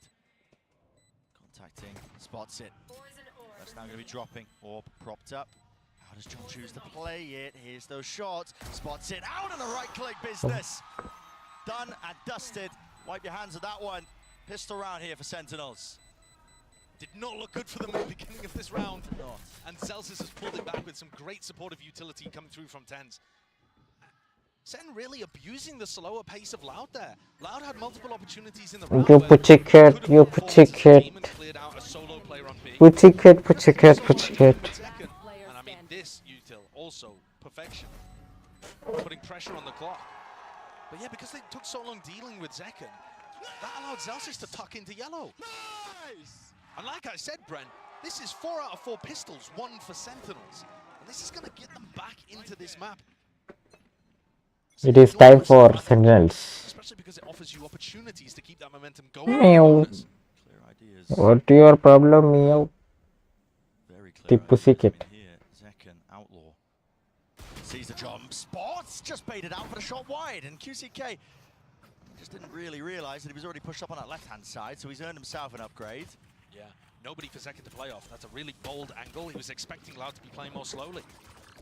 Sadak not willing to give away his life to the Molly once more for the plan, so that util out. 2 of these players will die to a one-shot from the Outlaw. They're not watching for it. The Ghost gameplay occurring right now. Out wide, Tens seeking to reclaim a bit of that territory, a bit of that ground, and he has slowed it down enough for the spike to be dropped down, but it is a 2 versus 3. This is the danger zone right now. The Verge are getting thriftied. He said a single shot will do it. You've essentially handed the operator to QCK. Yeah. It looks like a save, to be honest, but they're still going to try and fight over it. Wow. There are still opportunities and danger here. He slipped the map. Tens is making an enormous wraparound unless it's gone into Snowman. This is such a bizarre round. And John QT to the wall, all about the timing. No way! Haha. Lesser finds it. And the gamble, the wraparound here of Tens has to pay off. It has to pay off massively, but it's not going to be planted out wide. Less does he even acknowledge it. The reload is heard here. Close quarters again. Cuts it up into the angle. 1 versus 1, but it really should never have been here. In the first knife, tags it. Knows a rock. The head is collected.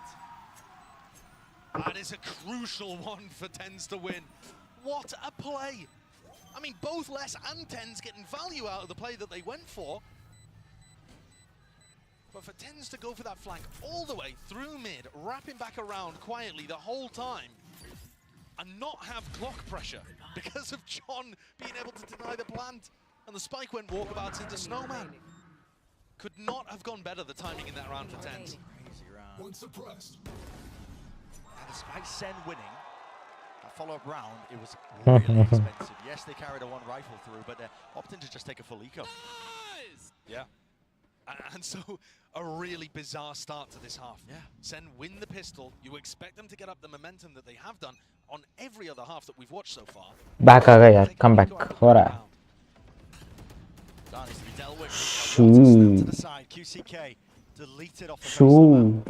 Perfect यार. Responded in kind here. Sadak but cheeky there with the peaks over the top here, just trying to play on top of 410. Drops down the Nana Swarms, making sure that nobody can play forwards. He does have the spike. Let's get his plan down. A little bit of damage done, but not too Oh. bad. Yeah. Love that cove too. You can plant in a number of positions where it's very helpful. And Loud are looking to try to play a little further forwards than we saw from the post plants of Sentinels. You know, fighting on top of 410 with 2Es ready to swing. They've got 2 layers to this, really. Oh, deactivated. Knife cooldown. A lot of util offloaded from Sen just to try and clear that back of the site. But again, time is of the essence, and with the nanoswarm deaded already, it's running out wildly. It's not a luxury they have whatsoever. No one's even forcing a tap onto the spike here. There's a gap into the wall. Tens out wide and open. Man, Sadak getting away with. Shooting fish in a Yeah. barrel. You can see Sen had no idea there that Sadak could see the spike. I mean, Nice. when it's being diffused, Sadak knows exactly where it's being diffused from. Boom. Headshots. And the fact that Loud were given those kills towards the end, You and push this has it. been Come here. stretched out beginning to the half, they're building up to some big ultimates. Yes, they are. The Harbor ult is excellent for being able to take more aggressive control of the site. You know, if you're Sen here, cooking up a game plan, I think you want to be going for like flash reclears to disrupt this before the big execute comes through. Maybe that's what Sen are planning with both of the flash initiators and Zekken playing A. But at the moment, 2Es heading B for that classic cascade at the start of the round. Early turret broken. Now Loud regrouping over towards A. And this is where I'd love to see Zekken posted up on pipes and trying to get some kind of flash aggression going. Because I think if you give space to Loud, this execute is going to be difficult to hold on against. Drone going to be heard. One tag down to Sassy, backs him away. Top belts seen and spotted. Dash to get himself out of there. Reckoning now will clear the way through for the rest of Loud to follow all the way through. Stuns. Probably being respected. I mean, Zekken is just trying to really get the Second most guy. out of it there, and he is finally punished. So, no command, fast, off the rip, pushing forward. So they're going to expect this QCK. He's already behind the man, already behind him, playing up with the rest of his team. Ooh. Just like that, dropped to the ground, to your knees, if you are tens in this case, and Celsius, poor Celsius. 1v4, last one left. Decision being made for him, really. Has to be the same. 9-7 okay, fuck. Even economical damage doesn't do that much. No, it doesn't. I mean, Loud are building up a nice economy. They've got a great game plan, and Sen are not playing disruptively enough. Loud are just getting to play their own tempo, their pace. They could never really get a grapple on that on split. They were always trying to force fights in mid, and Sen were never letting them. That time, the patience and the slow play really rewarded Sen. And on this map, I feel like they need to be getting a little more up in Loud's face, trying to utilize the strengths of this composition, which are the flashes to go for those mid-round reclear timings. But when Loud are given space, you see how difficult it was, though Zekken tried for him to get a timing around the Harbor ult there. And then when Loud is set up in these aggressive post-plant spots, their players, they can shoot, man. They can shoot.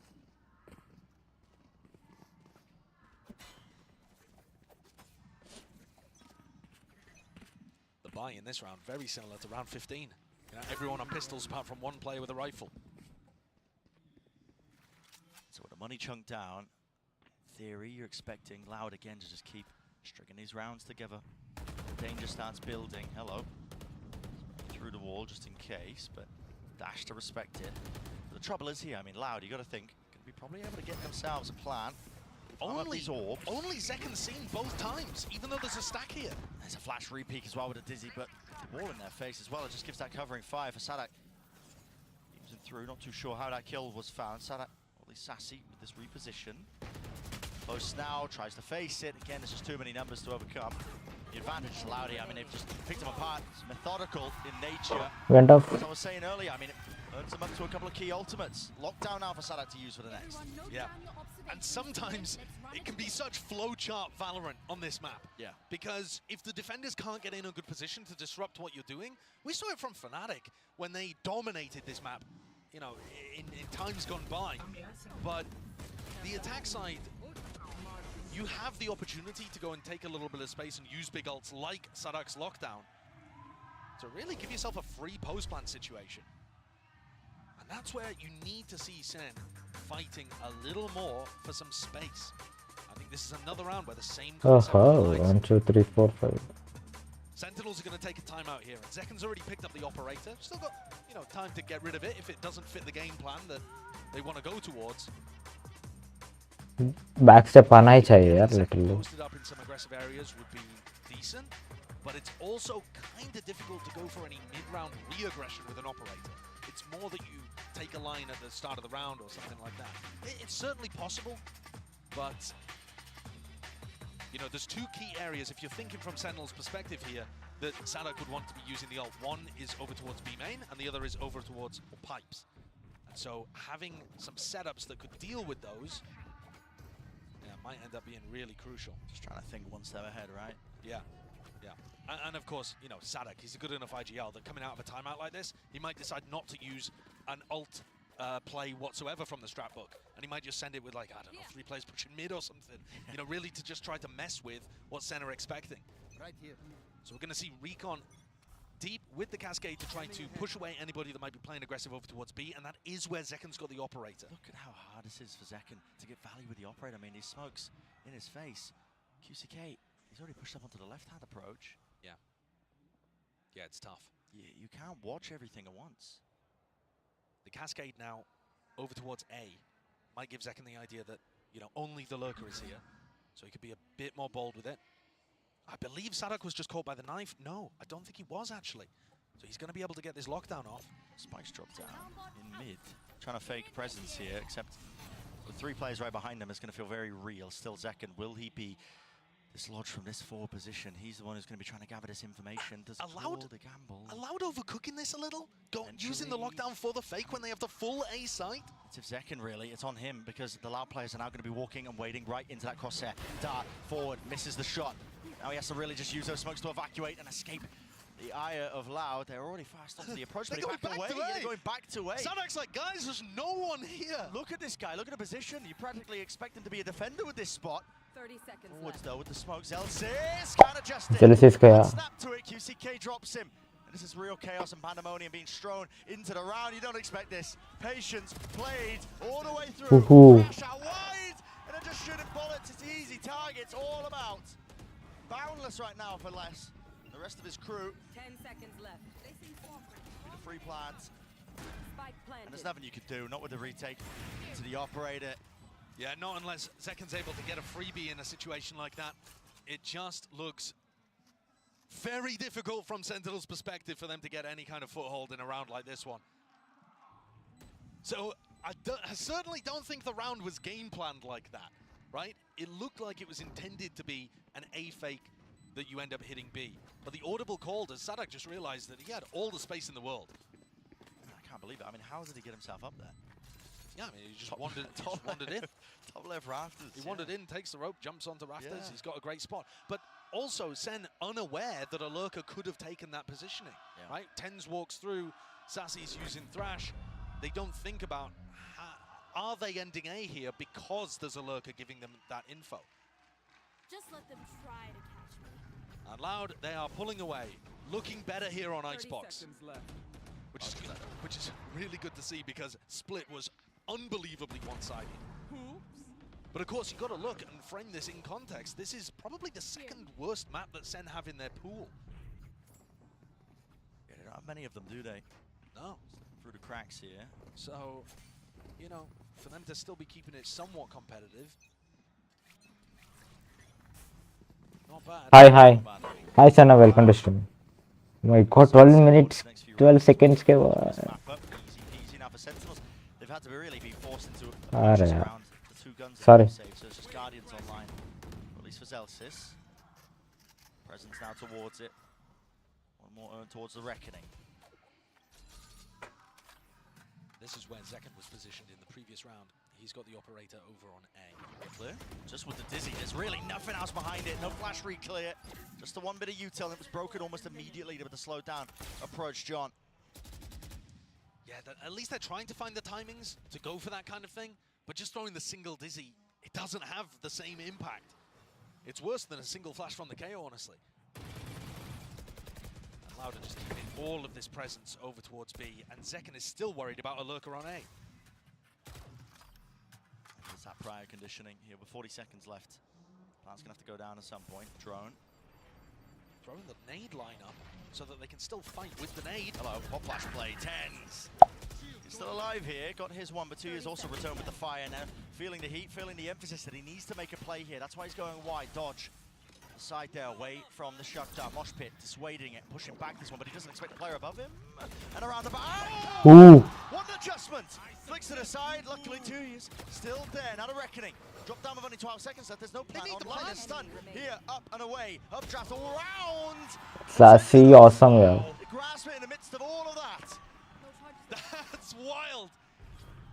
The defense utility, though, was so much better this round than what we've been seeing so far. So Tens throws a nade lineup as he hears the drone coming through, which allows him to have denial of the plant pressure at the same time as flashing through the wall, which is sick. Those kind of timings, beautiful. It's also then, there's a mosh onto the plant position too. Let's go! Let's go, boys! So much utility pressure in that round. A lot better from what we've been seeing. And it's stumped Loud. Yeah. Sentinel's not wanting to go down quietly here. Dart dealt with. A little bit of miscommunication there. Zekken wasn't sure that it was going to get broken, that Tens could see it. Knife, re-tagged. This is the first time we've seen someone try to play an aggressive position on pipes. Should give the indicator. I mean, Tens has no way to get out of this one. There's too many spots to really account for. And well, forward! It's Messi. It's right down Messi. Luckily, Zekken is still here and collects. With 2 on the board now, maybe a chance for Sentinel to really set themselves up in an advanced position. It's been one of the first times, yet Sadak says, not quite. He's got something to say about it. Let's bring it into a 3v3 now. With that util, finally, respected. Sadak pushed away once more, and it's about bleeding it out. Another tap. Online, this time. In the wingman. Dizzy, over the top. Zekken back into the fight. Hello. Just not quite seeing that one. Over the top, below him. Does not anticipate it, but guess what? His teammates... Nice. Swinging at precisely the right moments. So they're not out of it just yet, not a long shot. No, these last 2 rounds have been lovely from Sen. If they keep playing like this, there are certainly chances for them here. We'll see this from Zekken's perspective again. They hit 2 great shots there.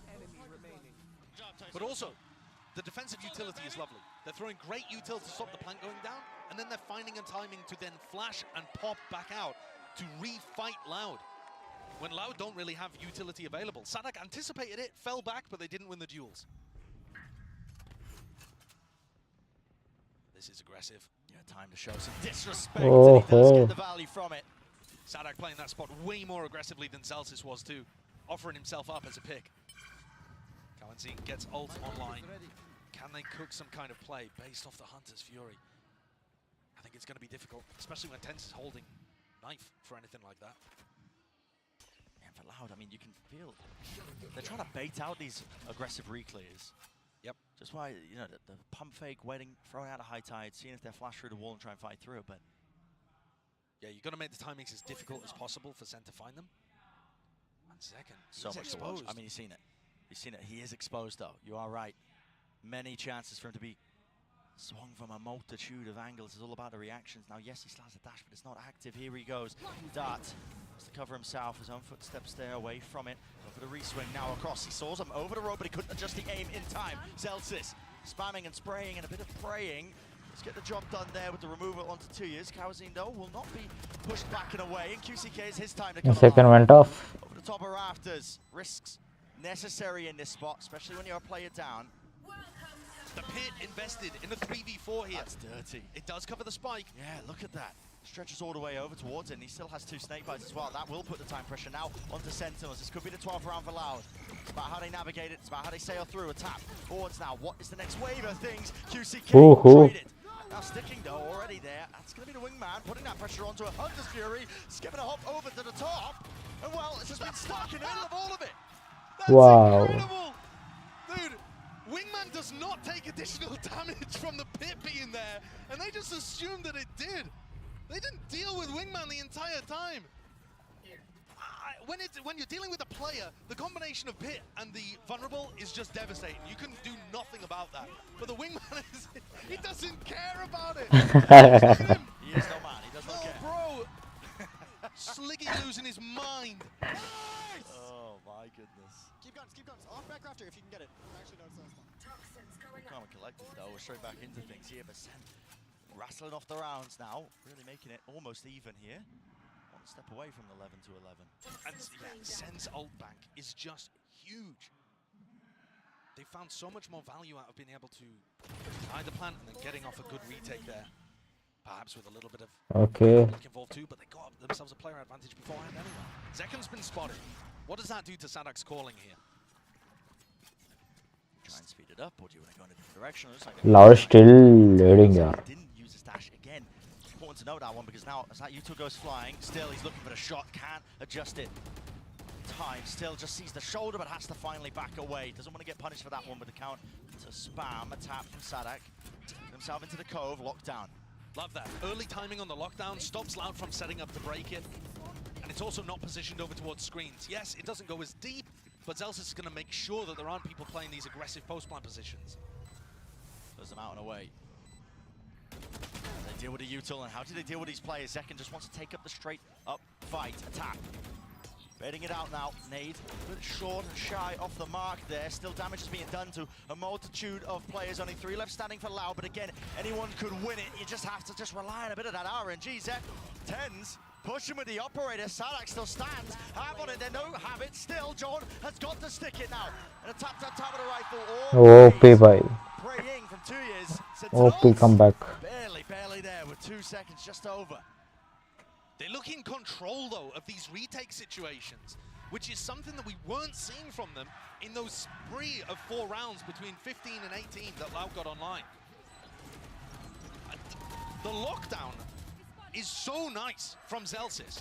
Teams have come up with protocols to be able to deal with the lockdown that's over towards screens. They have a player up aggressive, or they have some kind of, nade combo. Sadak has lineups for it, too.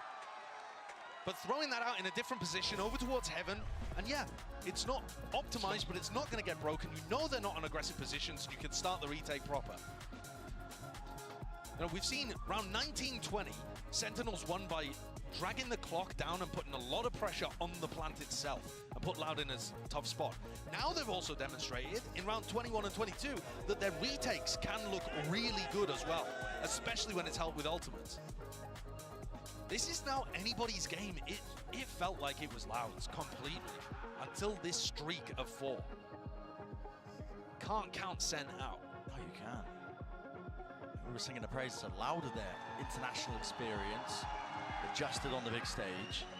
Can't count this team out with how they were looking just initially, but you're right. I mean, Sentinels, they've also been slowly building up a repertoire. Their CV's looking long.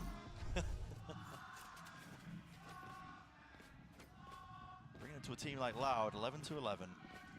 Still with the Viper's Pit, still with the Thrash. And all of this without Zekan really finding too much value from the operator in the last couple of rounds, right? He's trying to take the timings and he's finding good openings, but he's not landing the shots. Here it looks like he wants to try and take this timing instantly underneath the tube, aiming for less.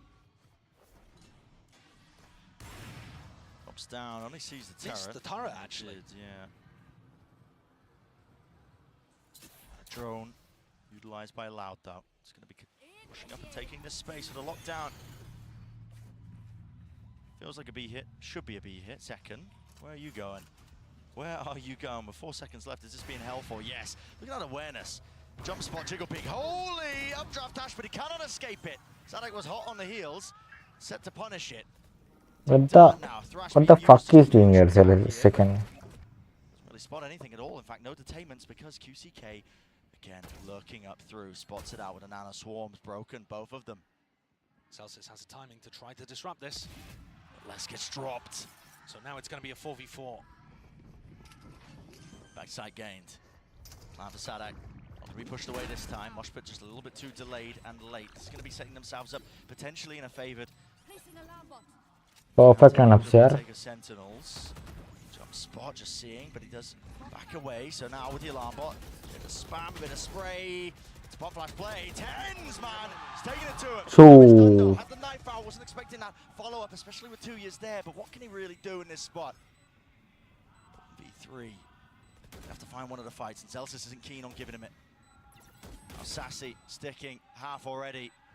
Options dwindling. It's a high-low face. And that is up to 12 now for Sentinels. This is an absolutely incredible resurgence from this team. On this map in particular, I mean, they're looking to seal this one up in 2. I think Loud played a great round there as well, and the Sen retake was too much for them. 3 rounds in a row now. The flash to be able to catch QCK is lovely, and then Sen players playing high-low positions. I love it. Even if it didn't work, I love that you wanted to be. Yeah, it's great. Communication, just on point. Every time we get a little sneak peek at the replays. Yeah, and Sen 5 rounds in a row to be able to get up to match point and set up a date with Gen G. Aggressive. Here it is, adjustment not there in time. He just tried to flick to the side. It was actually Tens who was the one who went down there to a bit of random spam, updraft and away. Back in. Got to respect now at a reckoning. It's incredible that Sen are winning these rounds while the early fights are going so terribly for them. Sadak with the plan. Not going to be pushed back. You got to think now, Loud, again, surely set up for success. But I said that last time. It was Sen who ended up taking it, but this time there's a player disadvantage. Doubled up, shoulder to shoulder, round to the back. Two showing presence. Oh. A little jiggle and offset there with a movement, but not going to expect Kawazine. And he's still here, alive and kicking. Weaving in and out, dodging, juking, playing with his team, spraying them all the way through overtime. 12H overtime. Finally, Loud able to get that round that's been eluding them for so long. And we're treated to an overtime. Huge performance from Loud, not allowing their resolve to crumble. A reminder, we've obviously never had that 2-0 between these teams this year. We've had more back and forth occurrences. But that little resurgence from Sen has taken us to a spot where it does look like a possibility, unless Loud can dig deep. Yeah, revisiting it. Of course, it was Loud, you know, they won that one 2-0 in their initial matchup in 2024. Fought back immediately by Sen in the finals where they took it an absolute barn burn. I mean, it was a map 5 world-class game from both of these teams. Pushed once more. Revealing area. Dart. Broken.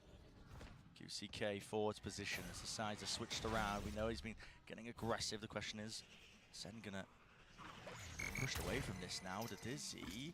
Didn't even really connect him. He was so close to the corner, but he doesn't land the shot, so backs away.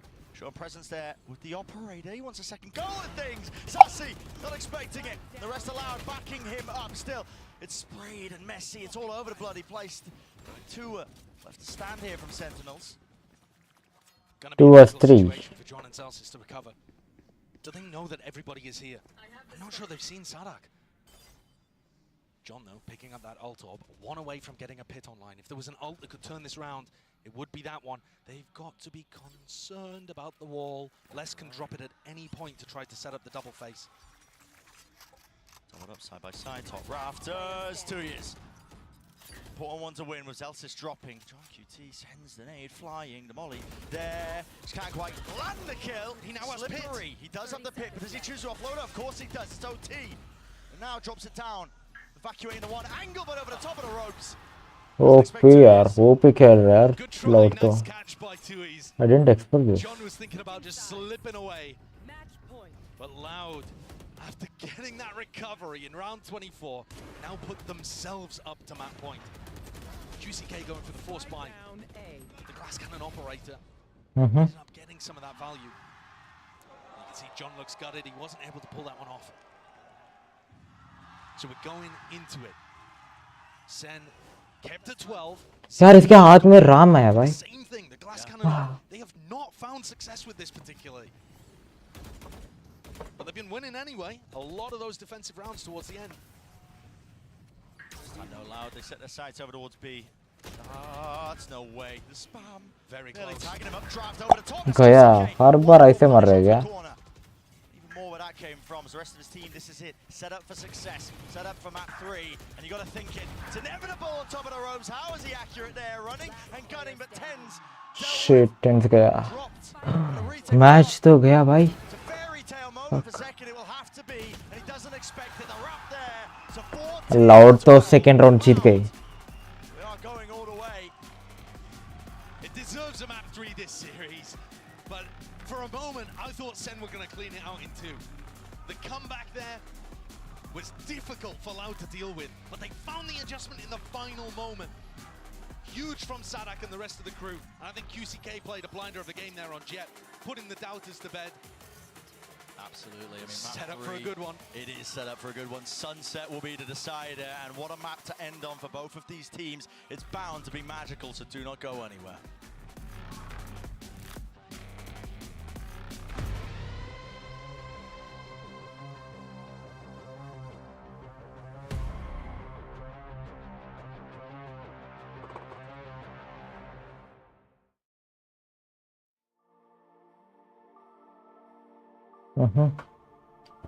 Okay, paper lose सकते हैं यार literally.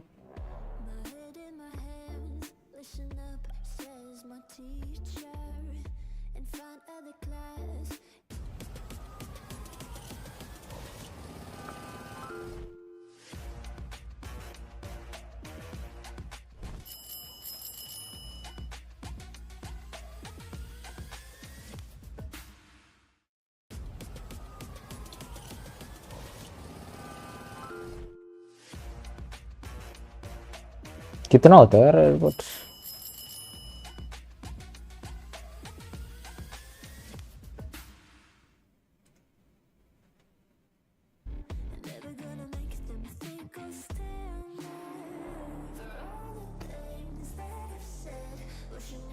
और 2 minutes यार. I wish Sentinels जीतना चाहिए यार literally. But OP comeback यार Sentinels का. तो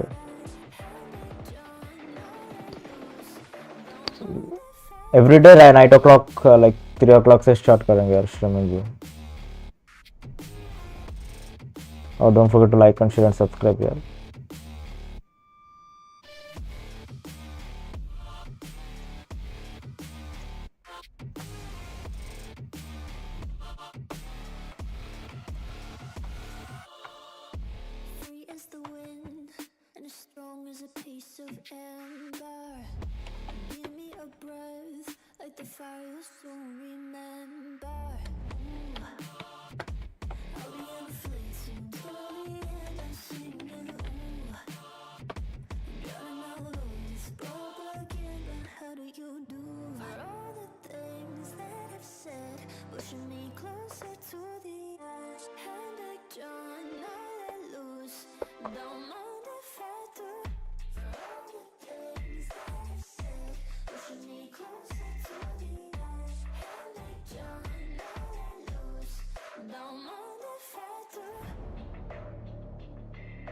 Like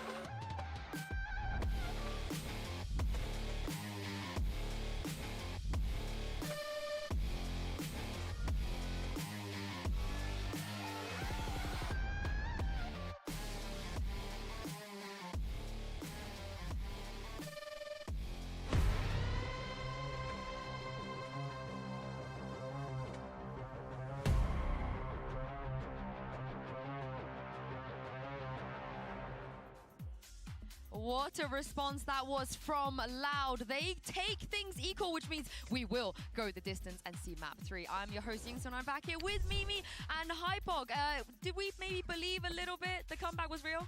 I really did. Sentinels nearly pushed us all the way, but Loud, I mean, they started that first half looking incredibly dominant. Their protocols on this map look incredible.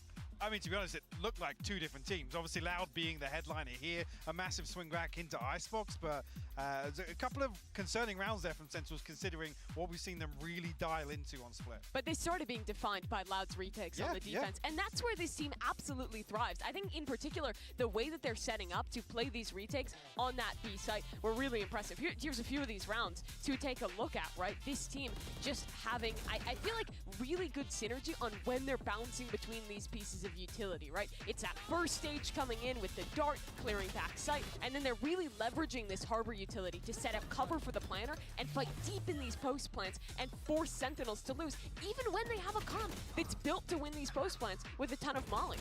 Yeah, and I think actually this is the example we saw where we got a little bit of a react from Zekken afterwards. But I mean, you say loud retakes, there were a couple here that Sentinels almost just completely forgot the timings on it. Talking about, you know, some of the mollies to buy time, run down the clock a little bit, but the big difference between these two teams is Loud's ability to demonstrate this on both sides. Yeah, let's take a look at those post plants in just a moment as well, because I think that's the round you meant, Mike, where I think he was saying something like chill with the mollies. Yeah, chill with the mollies. Doing it a bit too early. I mean, there were two examples that almost felt a little egregious, criminal, that they lose those post plants. And remember, in a game this close, those were the rounds that were make or break for Sentinels losing the map. Yeah, absolutely. I mean, this is the one, I think it was round 3 was the one that Zekken did have a little reaction here, but it just felt like everything gets dumped at the same time when they have everything. Like you said, this is a composition built towards finding clean entries, minimal utility invested on the way in, forcing Loud back into a 5-man retake, which looked fantastic for them, but this one, Sentinels almost just gave this away. Yeah, and we really build up how good the protocols are, how perfect Sentinels look on a map like Split, but on the other side, I mean, remember, this team has had to play a ton. Kaplan was saying they've had to show everything, and I think we start to see that a little more on this map, like this reaction from Zekken. Calm the mollies. Yeah, really I mean, it's exactly. You can watch this back. You see another example as well, but yeah, round 8 was another one where it's in terms of the plan, the initial plan coming into the round, it's executed to perfection. Loud play into it perfectly. Sentinels are set up for success, and it just seems like, I don't know if people are just jumping the gun a little bit. There's a little bit of misinformation being spread internally within comms, but yeah, a little bizarre to see considering how clean their protocols were on Split. We went into this hearing that kind of between map interview from Kaplan, where he said the team is really good at kind of finding the right energy, knowing when to calm down, knowing when to heat up, and I think we saw that on display here, because it went from that, you know, Zekken giving some feedback, some of these post-plant rounds that shouldn't have, falling apart, to in a second half, Sentinels looking absolutely revived and pushing us all the way to overtime with great retakes of their own. Yeah, you can't help but feel if it was just 1 or 2 of those post-plants that went their way, maybe it wouldn't have even gone to overtime. And they won both pistols as well, let's not forget. But let's talk about Les a little bit as we move on to map 3, because again, on that map, he was so impactful,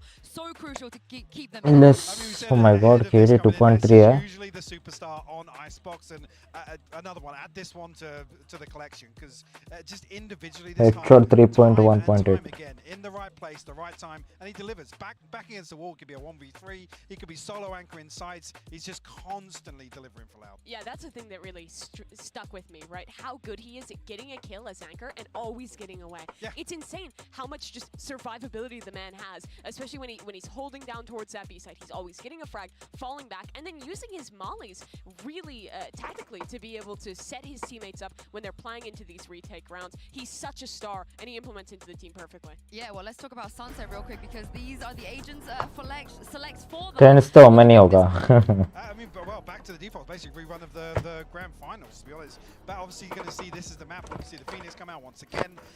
I have questions still about this composition, but it's the way that they apply it. We did see some better but well, showings of proactivity, but I'm still not completely sold. Vendor at 43%. On defense is fighting for extremity control. Using that breach, using that omen line. Defender at 60%. They also have great ults to cycle through and win out these rounds. But Sentinels, their strength, second half is going to be retakes. This first half, their comp is actually really strong at shutting down that extremity control. Expect a lot of early battles. This map's going to be important. Only one of these American squads get that guaranteed spot in the top 3. Yeah, Loud, they've done so much already to push it to here. Let's see Brandon Saito if they can get their revenge. Revenge would be fantastic for this Loud squad. I mean, they could be hunting for it off the back of the regional finals, but it's a hard task ahead of them. Still heading to Sunset, especially with Sentinels making it as difficult as possible for them to get it over that final hurdle. They have to go to OT for Icebox. There's chances we could have seen it just end in a 2-0 for Sentinels themselves. Absolutely possible, but I got to tell you, Brent, out of all 3 maps that we had in the pool today, the one I'm most excited for is this here, Sunset. Because even though Sen won last time they matched up, I think Loud are a dangerous team to go up against, especially in decider maps like this. So here we go into the pistol. 3 players from Loud grouped up towards Sentinels तो powerful है guys, pistol पे. A little like Split, where Sen want to be Second भाई कहाँ जा रहे हो? and bait out Loud into making the play. It's really in a util. Got to be ready though. The dart doesn't reveal Zekken. How does that not reveal Zekken? There must be a bit of geometry maybe. Yeah, just a little safe pocket in the corner. But that really looks like a preset plan, doesn't it? Yeah, it does. To insert Zekken here behind this segment of the Viper wall for him to be able to maneuver later on. Thanks to the presence of it with the door shut down. There. And Sadak is watching it. It's actually Tui's really pushed up over towards A that I've got my eyes on at the moment. Just jiggle in this corner, like I said. On split, the Loud composition. A lot of jiggling without the Sentinel. Here's the flash being sent flying. Lucky to not die. Sadak running and wading away backwards, running. Zekken gaya bhai. Frenzy. Only had 4 bullets left, and he still managed to land that shot. So play disadvantage here for Sentinels. Get themselves the site. Will be the plant on top of it. But what is the call after the fact? Loud have so much utility on rifle rounds to be able to deny plants from going down. They don't have as much to work with here.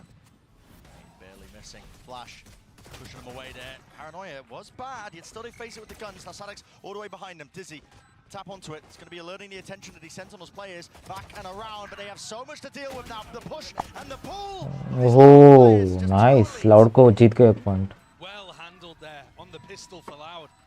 I was watching the way that they dismantled EDG, and one of the big things they were amazing at was watching for the lurks through mid. And Sentinels on this pistol tried to do something very similar. They insert Zekken deep up mid, create a distraction elsewhere, and try to get value with Zekken creeping through. Sadak is always wary of that kind of stuff. And here, Sen forced to try to fight a bit more aggressive with the post plan. Just couldn't quite find it. Just got squeezed. Having said that though, with the kills that Sen got online, they're looking to try to force into the next. I feel like the money's good enough. And they got quite a few kills. I mean, 3 kills plus the plant. It's not a bad buy. Direction you take it into looks like mid. The initial goal, slow and steady. This is a real gamble, though. If it doesn't pay off for Sen, they're going to give Loud so much momentum in terms of the economy, the ultimates. You know, QCK might well have the ult online at the end of this. He's gone and picked up the ult orb on A. Breaking the door with the pistols.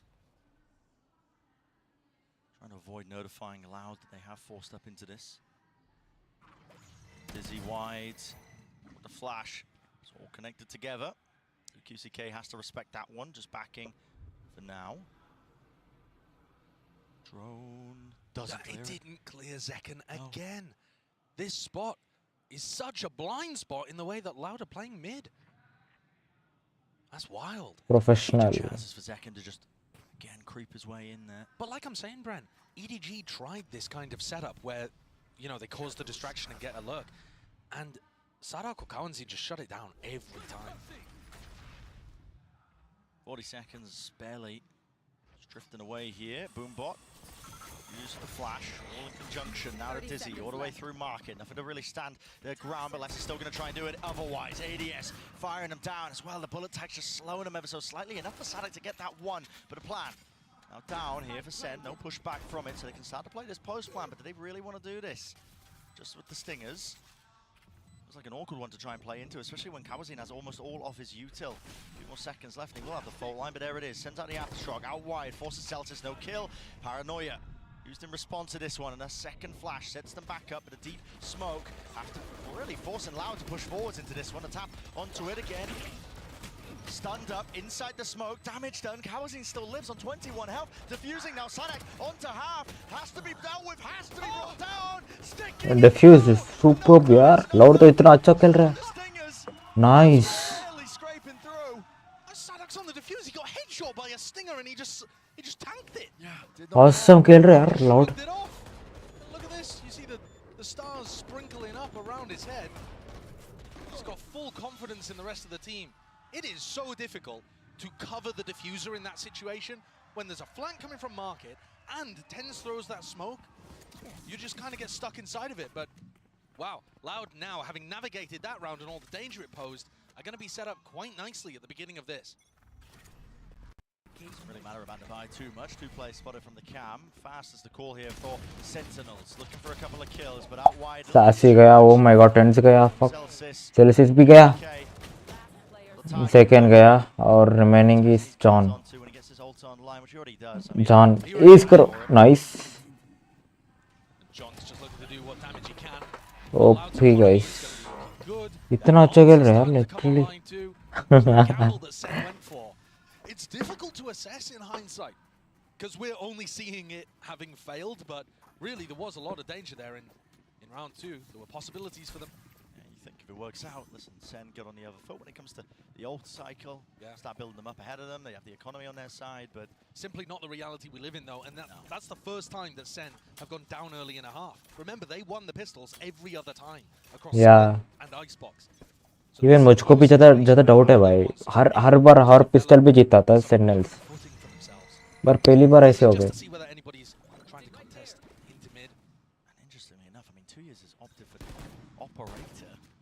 There was a deep dart set up earlier, so he's got this deep line down into A. He's going to be giving a lot of mid-round information again to his team. Does have to worry about 1 or 2 of the angles though. Being swung, but they're not going to expect it. Yeah, look at it. Oh my god. John freaking. His history as a duelist player there too, and he's absolutely finessed that. Does he anticipate Tens being up top though, inside the one-way?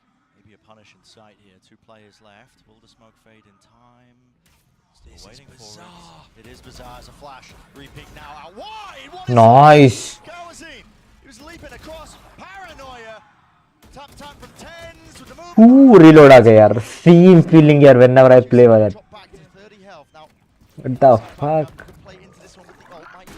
2v3. Makes a real difference here, but Sassy does have his ult back online. Picked up from Prior, and here it is, the second round of things. Thrash. Spawn. Broken to pieces. Clear the close left corner, but still. Who does want to just try and take a fight there. John QT tucked as well. A lot to clear in this spot, and just walking right QCK. Is that tray with the pop flash now? In and out and Nice. in his hands, caught. Pehli match shit guys. But QCK did not go for the ultimate in that spot, right? So Loud still have it available to them into the next. They decided not to invest, thought they weren't favored enough, and have kept that. So the bonus round doing a little bit of damage, not too much. A lot of it coming down to that play from Tens. Oh yeah. His Omen on this map is so creative and flashy. It's wild. Well, I thought there was a good chance he was going to just pick up everybody there. Yeah, looked like maybe a few more bullets he could have done it, but he's just that guy when it comes to this map on the Omen. So pretty classic defensive setup here for Loud with QCK and Kawanzine holding over towards A. They do have 3 or 4 different defensive setups that they like to cycle through. And Sen trying to figure out which one they're going for is important. Loud also love going to the switch and closing the door in mid. It's something that they prioritize all the time, whether it's less or 2E's doing it. And you can hear it now. It's just gone down. That gives Sen some information. Fault line. Yeah, force out the fault line early. Somewhat early in the round. Yeah. Trouble is with the door being closed down in her face. It does force Sen to just go back, double back, break it. Throw it in like they could be defaulting into a different direction. This pause in the round of a crossfire. This pause in the round is really going to incentivize risks from QCK and Kawanzine. You can hear it. He's lacking the info. He's punished for it. Tens has cleared out the whole of elbow with his ult. What a OP match. Give that additional confirmation. Now the smoke's going to be dropped down. Lay it down. Will be the plant. Someone's getting themselves into it here with a player advantage. Now's the time to shine. Don't count Loud out too much just yet, though. Grouped up together. It's a bit of a blunder. Can't swing into that one. It was anticipated for it. Paranoia in front of it. Sadak, he had to be the playmaker there, and he was not. Drop down. Now a flash of their own. Tens repositions on top of Jenny. Vulnerable. Snake bite. Goodness me. Everyone on Loud saving. Yeah. They just don't even want to get back into this. Nice. But Tens then anticipated that they would try to follow up on that, sent the Paranoia through, and was able to isolate the duel onto Sadak. Sen have got enough players who understand the rhythm of the game and can make plays like that to try to turn situations in their favor. And that early economical advantage that Loud had to work with, it's getting chipped away at here. It is. I mean, this is really essentially. I mean, two of the players can't be buying. Yeah. And just seeing that on the replay again, it's such a large punish onto QCK. And it's all due to that freeze that John Cutie calls into the round.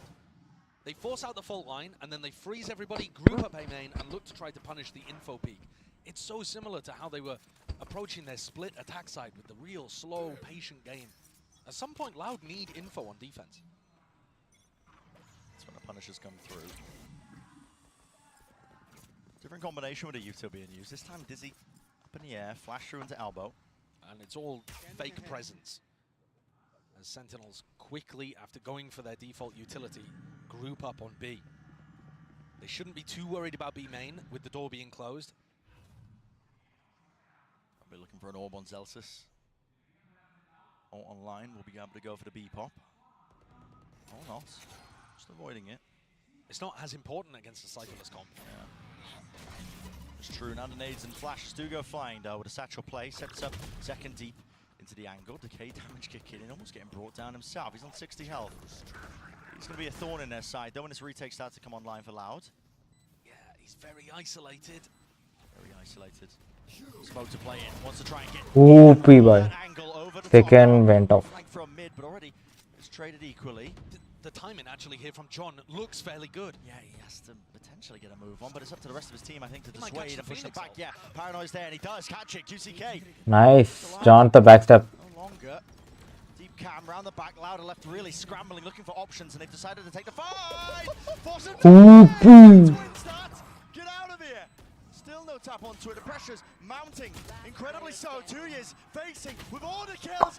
Oh shit यार 4-2 हो गए fuck. Oh जीत गए. OP भाई. What an absolutely ludicrous round. Loud did such a good job of putting pressure forwards into B main. That's where most of the post plant on B is going to come from. Is this battle about who can dominate B main control? Loud really did a great job. Hello bro, Archie bro, what's up? क्या हाल है? I mean, they should have been able to catch 10s earlier. Let's go. But the flank timing coming in from John, and 10s and John buying so much time, ending that round in such a weird fashion. क्या हाल है भाई? Bizarre set of circumstances. We're hitting a bit of a repeat. This is looking to challenge B main early on.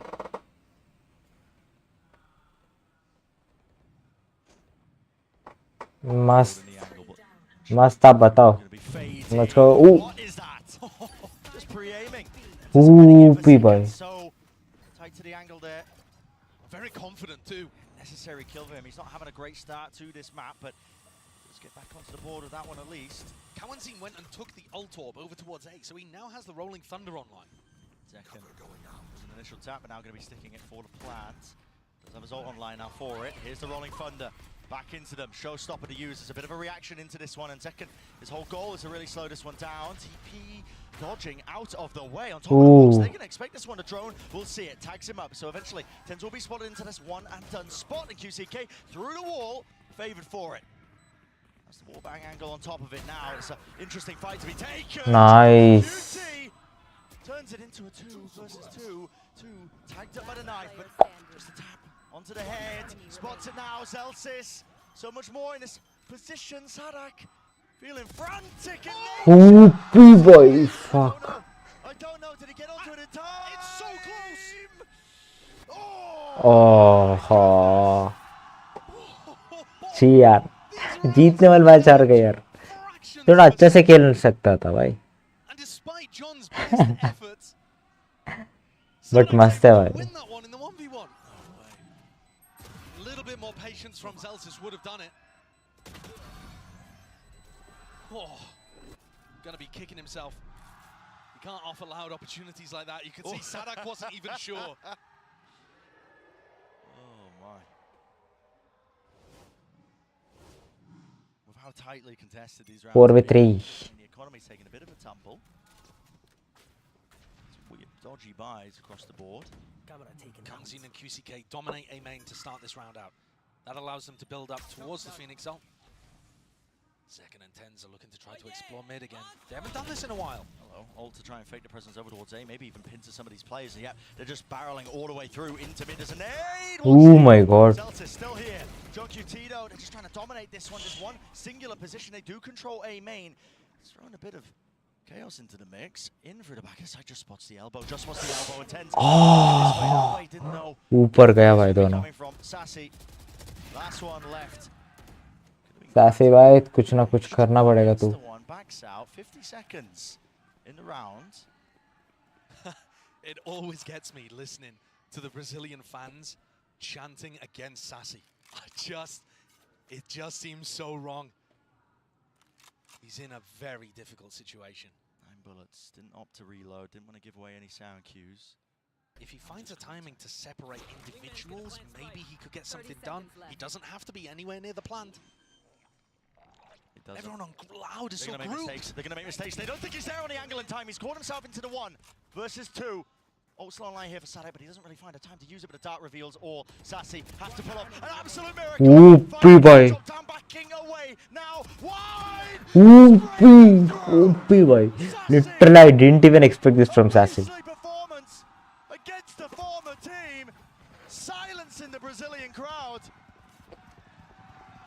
That clutch is like a dagger to the heart of Loud. Unbelievable. I've seen Sassy get these before when he was playing in Americas. It's all down to him playing the Gecko. The fact he can be so far away from where the plant goes down, his positioning is just immaculate in that situation. Loud are not thinking about it.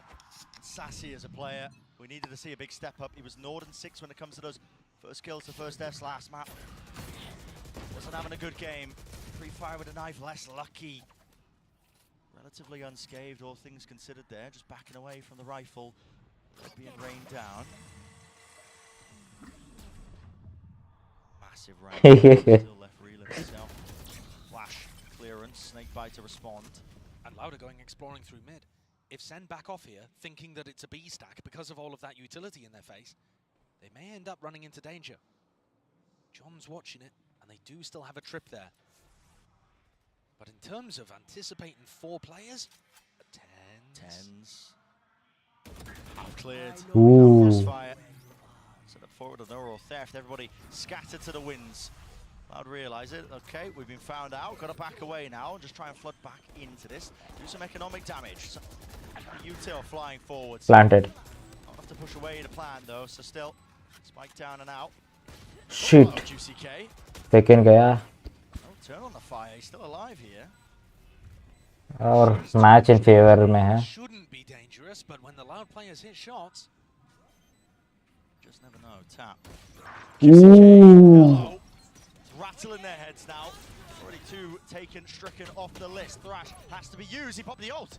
He popped the ult, man. He got caught by it though. He's trying to time it. Yeah, detained up into the corner here. Potentially winnable though. Now, man, is looking more likely. Finally fades away and he's back. Nice. The follow-up. With all the rifles online. He doesn't have the time. My God. OP. It's an effort. It's unbelievable how close these rounds are getting, though. You know, but one team's got an enormous advantage. They've got rifles. They're in a post-plant position, and yet it still feels like any. Loud तो 50 में है भाई, but we've had some rounds go down. They can beat Sentinels, but depends. OP है यार Loud का. Exactly. That is going to harm the economy, but not in a way that has immediate effect. But it's going to keep a lid on Sen's economy getting out of control and going to allow Loud some opportunities to maybe play some anti-ecos later on. But 5 out of 6 of the most recent rounds have all gone the way of Sentinels after Loud got off to that hot start. And to be honest with you, I'm not mad at all at the way that Loud are playing, because Loud timeout. Sassy's 1v3. Okay, in order to get into a 1v3 situation, Loud had to play that really well, and they did. They collected on the mid play. They got themselves into a player advantage. They just lost out because there's beasts on the other side of the stage. There's no player on either of these rosters that doesn't deserve to be here. Everybody capable of stepping the hell up.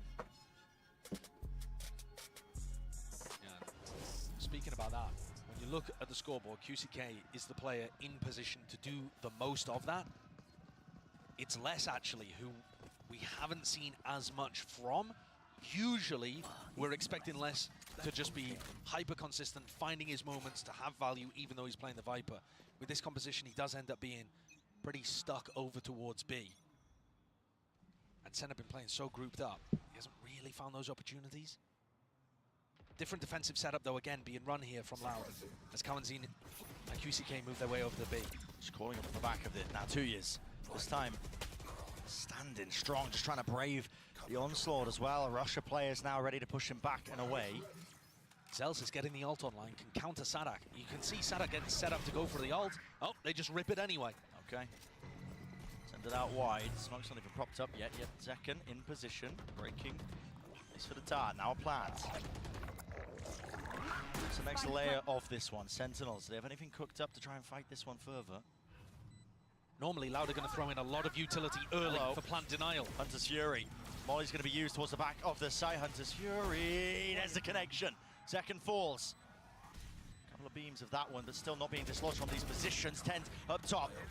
Familiar angle. Has the ult now for a classic reposition. Ult into the back of the site. Could be anyone's game on a knife's edge. Every single instance. Tent sticking the fly already with the ult into the back, but he has been cleaned up. 2 years there.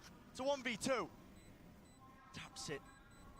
Again, Sassy doesn't give him anything. Okay. Bides his time, waits it out, and now it has been fully drawn down to the final moments. GG guys. Sentence और match जीत गए. Same again. Same thing again. The retakes, they are effective, but just not enough to be able to get over the line for Loud. It's Ten's position, I think, here that is the magic. Look at him, the way that he's able to wiggle out and avoid being traded because he's got the pillar to dance around.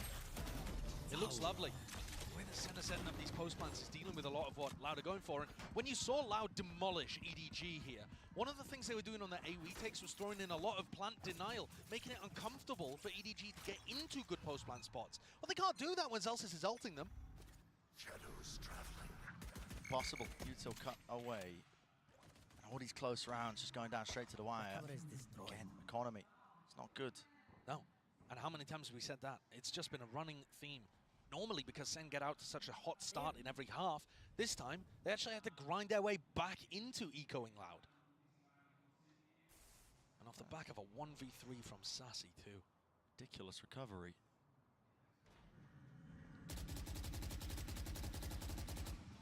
Oh, there's danger there, though, with these Loud players. They're opting for a stack over towards B. 2 years again. Same spot he's been playing in time and time again. Really disrespecting them, though. Just holding the angle for some util. Needs to... Is this a paranoia? Yeah, I mean, what is the timing of this? I don't know. I mean, he's found, okay, he's found something. Maybe just hearing the footstep, but none of the flash is connecting. Gives up the space, just seeking to delay as long as possible. Sentinels, though, looking likely they're going to have an open sight. 2 years is really trying to make this feel like there's lots of players here. Nades forward, so they just spam the box in the common angles. They do deal with him, and finally the flood defense is here in time, but can Loud do anything about it? Beautiful dart. Everybody lit up here, even with the stingers, there's danger. Danger in abundance, but still with the rifles. Nice. It's Tens again, man. You can't get away from him. Playing that post-plant position over towards A-Link, swings around, gets 3. And saves the rest of his team. They needed it. They were all... क्या लागे भाई ये तो क्या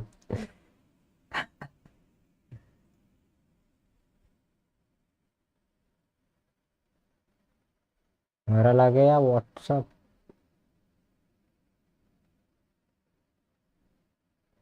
fuck भाई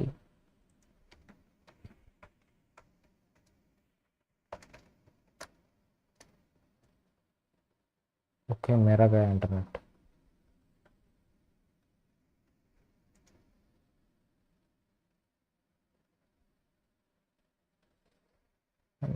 not look perfect नहीं कर सकता पड़ेगा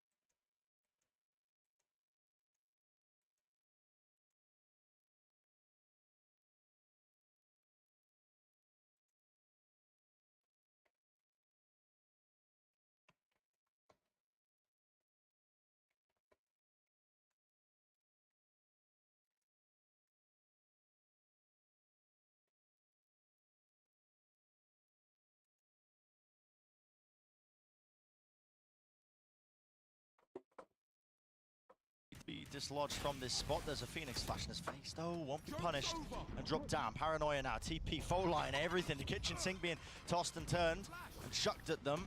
Out through market. Flash over the way. Ring around a Rosie. Zekken. Rosie.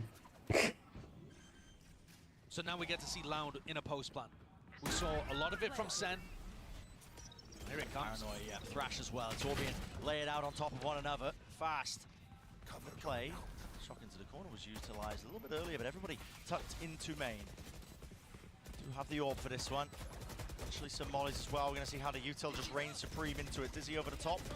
Anything to try and latch onto this spike and get the defusal started. Is there time for the thrash? I don't even know. I mean, listen, it's going to be 1 second left. He wants to use it, but again, somebody needs to get onto this one. Already detained. Into the side, into the corner. Where is the time pressure? Hello! Finally, wingman down, and the rifle's there. Has to be bodyguard duty. Spraying them all down. Wingman! He's been stopped in his tracks. Half tapped, sassy. No more to room. No more to work with. मार दिया भाई. And this game, more than any that I've seen recently, Pagda has pe, featured pagda. just everyone dead on both sides kind of post plans. Where things are coming down to time so much. Both teams playing this kind of more passive setup over towards B with the post plan, but throwing a couple of people in aggressively to draw out early utility. And so teams are getting stalled in these spots. If Wingman had not gone down there, we could have had a very similar situation to Icebox, where little bro's just sat inside the pit, just tinkering away, cutting the red wire. Yeah, it's a good heads up from Loud, though. They get the 3 kill spraying down now. I think most teams might just end up stopping the spray. Yeah. Thinking that they got everybody. All the targets are going to be on it, but no, Diligent. I wonder, does this knife incentivize Sentinels to go for the B push again? Is there going to be some kind of trigger that gets Sen going aggressive on the map? You see that John is moving around his Cypher setups. This time he's got a cam in mid, so they don't have to play that particularly. You can just rely on the camera. A trip for market because Sen were playing B main kind of aggressively to start the round. It smells like a B retake. It does. And obviously you don't want to be hard anchoring the site against Kawanzin's Rolling Thunder. No. But also Loud would love to save it if they get the info that it's a B retake setup. Hello, where's that orb going? Straight up into the sky. Not where it's supposed to. Oh, Rolling Thunder now though. You can feel the presence. Now they're going to be using it. Tens, TPs, and away. Back to the corner actually. Not away. Even deeper angle. He wants to try and take the fight to them. Flash. Force to set it up. That's Zelsis. Dynamic duo just weaving in. Nice. Defense this time. Pagda pe yaar. I love it. I think this map is set up so nicely for B flood defending. And the way that Tens just eats the breach ult and still is able to survive and get a kill. Yeah, they just assumed, okay, nobody would be silly enough, nobody would be whimsical enough to take a teleport into the corner while stunned up. You're dealing with Tens. He goes for it. He's taken the brain of Angel and Redgar and combined it with the skill and impeccable timing of... Dude, I don't even know. Tens is OP player yaar. Yeah. Who's got it like he does? Yeah. Stylish, man. Stylish. But on a knife's edge. One of the only rounds, really, that just goes entirely the way of Sen. You see them now just having that lead. Knocking the money back down here for Loud. Yeah, this is devastating. Once Sen start building up a little bit of momentum like this, you could see them pulling away. Right here. See you on the other side. Loud would love a thrifty here. Seen him do it. Sharp with the Sheriffs. He dealt with flash to follow up as soon as that knife gets the confirmation. No one peeking off of it though. All the noise in the world being made really out towards Alba. Now Zekken should be able to get himself out of there with a satchel. In fact, Molly didn't clear him. Oh! Gaya bhai Zekken gaya. That's nasty. All up, taking a pause into the round here off that initial kill. Just seeing if they can pull any of the Sen players around the map. It would be a little difficult to retrieve this rifle. Might not be something that is possible to do. The smoke though? It's just Sassy who's holding the corner. And like you said, there's a smoke now. Yeah, now it is possible to go and get that. So they're calling for a reclear potentially of their own. Wingman. Rue gets the acknowledgement. Yeah, somebody's in elbow and also pushed up close. That gives you a good idea. It's going to be a re-hit. Tens takes the fight. Tens, there's a fault line follow through there. Zelsis close to the corner. Got to get the punish through those shots now. They're worried about the TP close to the corner here. Celsius heard that sound cue, but it's all just feigns and fakes on top of each other. There's only 25 seconds left. What do you go for here? I mean, a pause into the play. Going for a re-hit. 20 seconds. Going for a re-hit. Celsius is in a committed position. Really committed. It's the first face coming through. It's just the players. Nice. They're all going to be falling now. Fully crumbling. Less. The one with the rifle makes a decent job, a decent go of it, but now 2 more rounds. Lead here, Sentinels. Loud look a little lost in that spot though, man. That was a bit of a disappointing round. I wouldn't be surprised to see them take the timeout, and I think they have actually. But they call a pause in the round there, right? On their attack side, but there isn't really a threat that they could be going for the hard rotate, because John's still got up all of his Cypher utility. He's got a cam deep in B main, he's got a trip for market, and the players over in A-Link know that there's nobody lurking mid. So what exactly are Sen going to be afraid of? Especially when the wingman catches contact, right? This is... We go. Don't be scared. Let's go. Good. Yeah, and on the other side of things, Sen building up that confidence, making sure that everybody's on the same page. Vibes Merchant laying it down. Yeah. So this next rifle round, it's a perfectly timed tactical timeout. Because this next rifle round is going to be extraordinarily important, pivotal in how this map goes. If Loud lose it, after investing ults, which I'm sure they're going to go for, they'll be dropped back down to an eco, and Sen are basically, at that point, just on a coronation march. Oh yeah. Right? They're going straight up. The upper round 2 of the playoffs. So this is a must-win for Loud. Put everything into it. Luckily, a few ults being earned. So that run it back, I mean, it feels like QCK is never without it. You know, and it such frequency, all the kills he's been getting, the plants, the orbs funneled into him. But has he been able to find value with it? Yeah, that's the thing. It seems quite offhanded in terms of the way that they do approach to use it, but every now and then you might see it still. Sassy holding the dizzy. Okay, this time they wait out the knife at the start of the round from Celsius. Right, so Loud have to start a little further back, but they don't give away that there's 2 players over towards A. The stun for them to try to take a little bit of space. And look at John's setup again. Cam for the mid lurk, trip for market. Loud have not been breaking these. And again, acknowledgement there from Dizzy. Stray shots missed him. Fired off the warning shots, and I know there's somebody, at least one player lurking out towards A. But they're not scared of mid, and they're not scared of market, because John's utility is still there. Right inside the smoke. I mean, they're setting up for a pop flash play here. Yep, they can hear it. The door being broken down. They're going to try and fight Tooth and nail for control of it. The nade down. Nice. Get 2.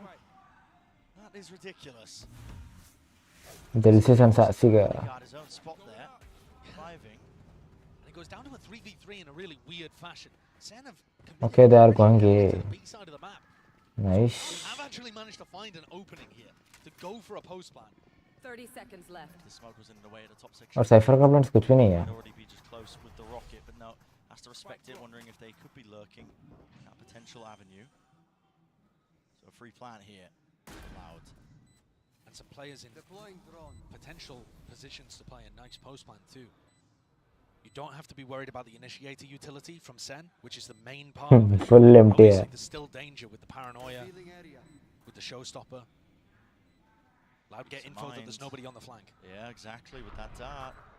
They're around now, and that's a Hunter's Fury to add even more time pressure. Ult committed and stuck. Tens is forwards, he wins his fight. That is ridiculous. Still with a paranoia, now to showstopper. Seeking to commit this one. I don't know where these players might be, but the first tap at least forces out the ult. Rocket flying. Again, clears the 1, but on top of this corner, on top of the box, 2 years, has to reveal his hands. Nice. Through, guarding, blocking, all the bullets, second, sticking, and he's won the round for his team. Loud तो क्या guys? Not enough. Barely enough. Look at that, 0.37. It's wild how close these rounds are getting. Oh my god. But also, how on earth is Sen even in position to do that? Tens sticks the ultimate, gets caught by a player. QCK is shooting for like a third of a second before Tens even realizes where he's positioned. Still flicks straight to his head and opens things up. even when Loud have openings, Good job, Zach. Sen are still finding their way through. And I said that was going to be the important round. Exactly. It is the money. Dire Straits. Taking a loan out from the bank if they'll even give you one here. Aftershock at a top cam position used early. That's just a trio. I mean, clear out John QT, who's had that cam at the top section of mid. And Loud have been given control of market, control of mid now. Yeah, this is a very different flavor to the round. The problem is the weaponry is just so advantage towards Sentinels. Loud have finally got a better macro idea. Still might be some danger. Might be too late. Spotted. One tagged up here. Shock darts now, and the squeeze is online. QCK is wrapping around. Molly there. Oh, hello. Trip. Tens lit up entirely. Let's loose that paranoia, but at one way. Gaya turns to gaya bhai. John's. Finally, Silisi second sassy. Yeah. Sen couldn't figure out how, you know, which direction to go in, I guess. And Tui's is here ready to pick up Zelsis. All good. And what a recovery. The Mastercard coming through could not have been a better timing for it. By all rights, that should have been Sentinel's favourite to go up to series point. And instead, they're going to take a tactical timeout here to discuss what went wrong. And to me, it's very clear. They finally lost market control. Loud actually went and took that space on the map that otherwise John's just been watching with a trip.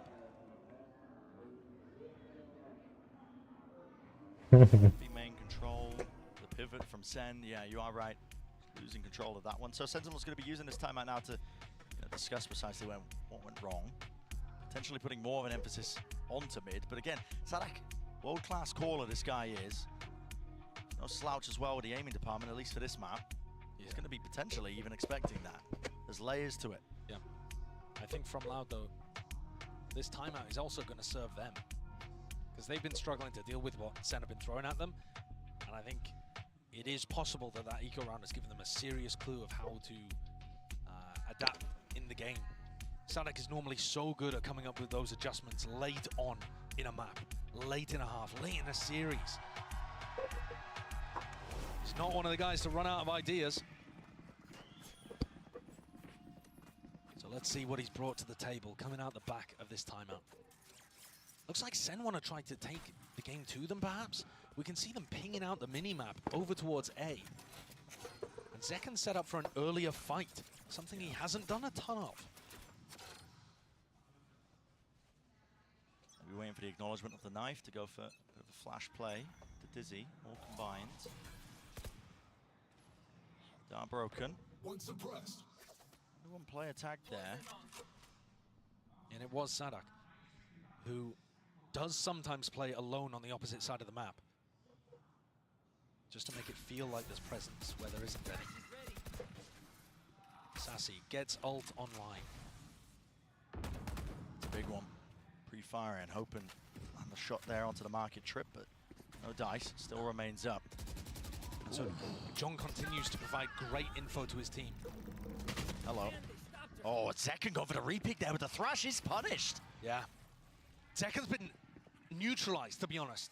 As much as Kalanzine was bigging him up at the halftime, you know, in the segment talking about Loud's, Sentinel's strengths, they have managed to neutralize the star player of Sen. But they need more. They dodge the knife again. This is going to give Loud the perfect timing to go into Sassy. Can he pull out some magic? Jumping around. Drone, here's it. Has to respect it now. It's running away just to get the hell out of there. Doesn't break the drone either, so it clears out the site entirely. No command. Let loose, let rip. Zelsis spreads it wide now. Cross onto the site. Not going to be letting them use that util plant. Stuck here by Kawazin. Tens onto that high ground approach. He has found value with less being removed. That's one of the star players going pound for pound, just removing this one, and a call is made to try and fight this one. Sassy taking it straight to them. Man in tow. Nice. The backside, clip Sadak out towards the back of the head. Flash Oh. through the gun with a Spectre. Ult denied. 2 years. He's miles away. And the knife gives them every single bit of information they could want. Skipping a hop, dodging round. Surely. No way. Nice, guys. Sentinels.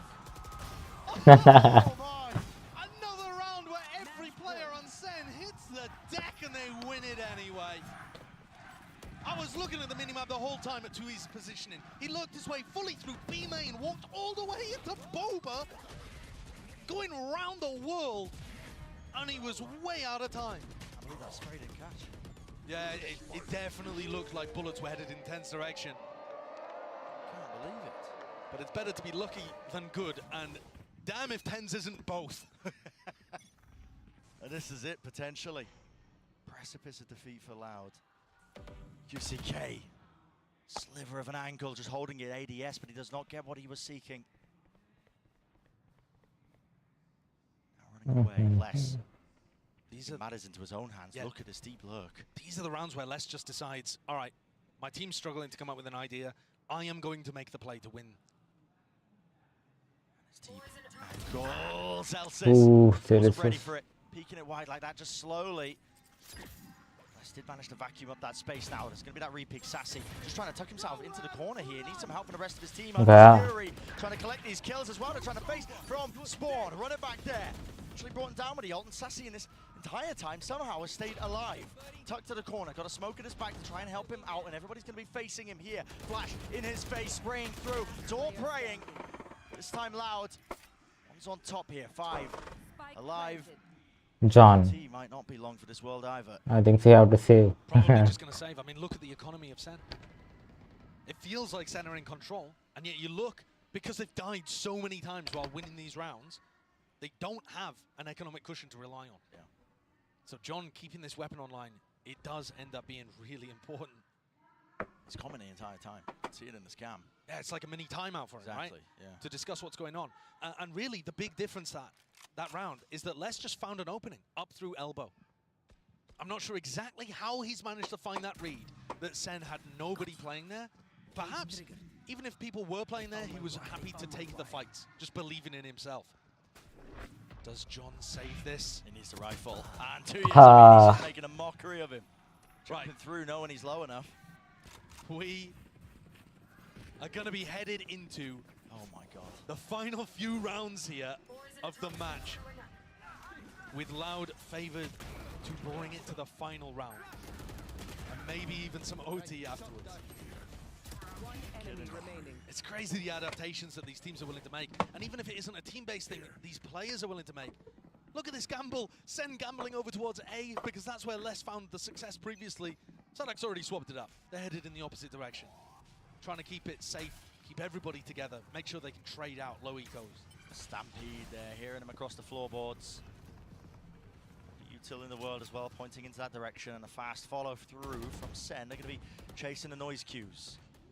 Hoping to try and flood in time, but there's nothing to push back this plan, so Kawazi gets into it now.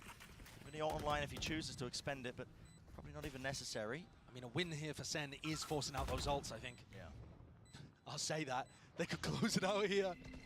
See? No one to break, no one to deal with it, but it's a flash using... Ooh. They could close it out here. Okay, drive by, going wide. One player falls, a tap now forces out the snake bites. Have to be utilized here. Kawazin still has the ult, surely. There's no danger, surely he tends. Doesn't just TP, but he does straight into them, into their faces, tapping and spraying all the way through. Rifles. Save the day. John would potentially like to get away with this one, but it's going to the final round of regular time anyway. Might as well go down with the ship. I believe for a moment there, when Sen had their weapons, and we're just running into backside, overwhelming people. That's pretty good awareness from Sadak as well. Tens is difficult to see in that spot. And this time the rifles JCROT. find their mark, and the spam is good. They use the pit. A timeout taken. A timeout taken. Right before the last round of regulation, Kaplan hits the red button. Tension could never be high, could it? Both teams just set to simmer.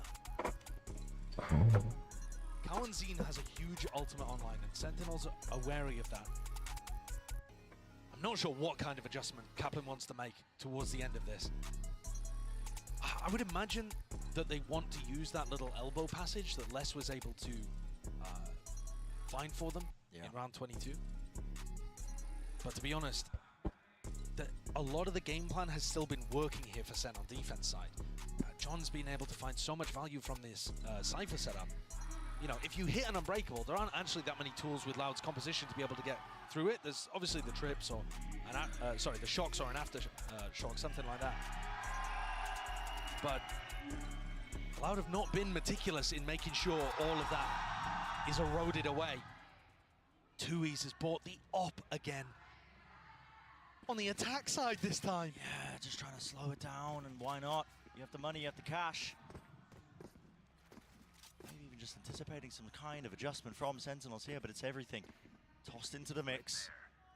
One round to decide it. Does the series end? Does it get totaled, or will there be that continuation of play? Loud have a chance to fight back. Very early dominance with their utility over towards B main. Paranoia used off the rip from Tui's to make it feel like they're taking early B main control. I think trying to prompt out some kind of aggression in A main and see if they could punish it. Maybe even hoping that Zek and Osasi would play for the ult orb and they could get that. It really feels like they're trying to trap them going for the A ult orb. Zek and Osasi are not taking a risk like that to throw away their chance of winning the match and going to meet Gen G in the uppers. So no dice on that early trap. The deep drone not broken. You can feel it palpable in the air. I mean, thick with tension. Tense. Tiniest of angles, tiniest of chances, but he gets it. Ulted up, stunned up, will be brought down in the end, so the trade is online here, and a call is made for Sen to scatter. Backing away, playing for the retake here. Sadak is going to go for the plan, but he's ended up just throwing it to the side. He's going to give it to QCK to get that run it back. Optimizing, but also giving Sen an opportunity to throw in some util early on. They're not going to go for the flood defend, though. Yeah, suppression fading. When is the time to strike? Here it is. QCK lets it rip, breaking the util. Dizzy. Oh! This play gets caught into the wall there. Unfortunate with it. Still watching, holding for the flash. Anti-positions played. Spam into the box, but it does buy them critical time. Running their way past this one. Are they going to anticipate? 2 years! Nails him. If they can. Oh my god. The upper second shot goes flying wide. Smoke and disengaging. Back and away. Celsius seeking to clear this one out, but again the time running against them. The rifles have to sing true. They have to ring true, but it will not happen. Overtime once more, and Loud. They're desperate for it, man. Crawling. These late adjustments on Icebox and now on Sunset to be able to get into overtime have just been marvelous. And this, with Tens being able to get the first kill onto Les to start with. But that punish at the back of the Rolling Thunder was so important. Remember what Tens was able to do to them over towards B as he teleported into a corner. Didn't get away with any shenanigans like that this time. No ops being bought in OT. So no craziness just yet as Loud swapped to the defense side. That's right. Remember, Sen were trying to set up these mid lurks quite a lot and threaten it. Too much threat behind it though. Now that dart's going to be fading away. Sen happy to wait it out for the initial 10 seconds. Smokes are propped up. Yeah, and going for their defensive setup where Tui's is the player holding aggressive over towards A, so they frequently leave Tui's alone in these spots.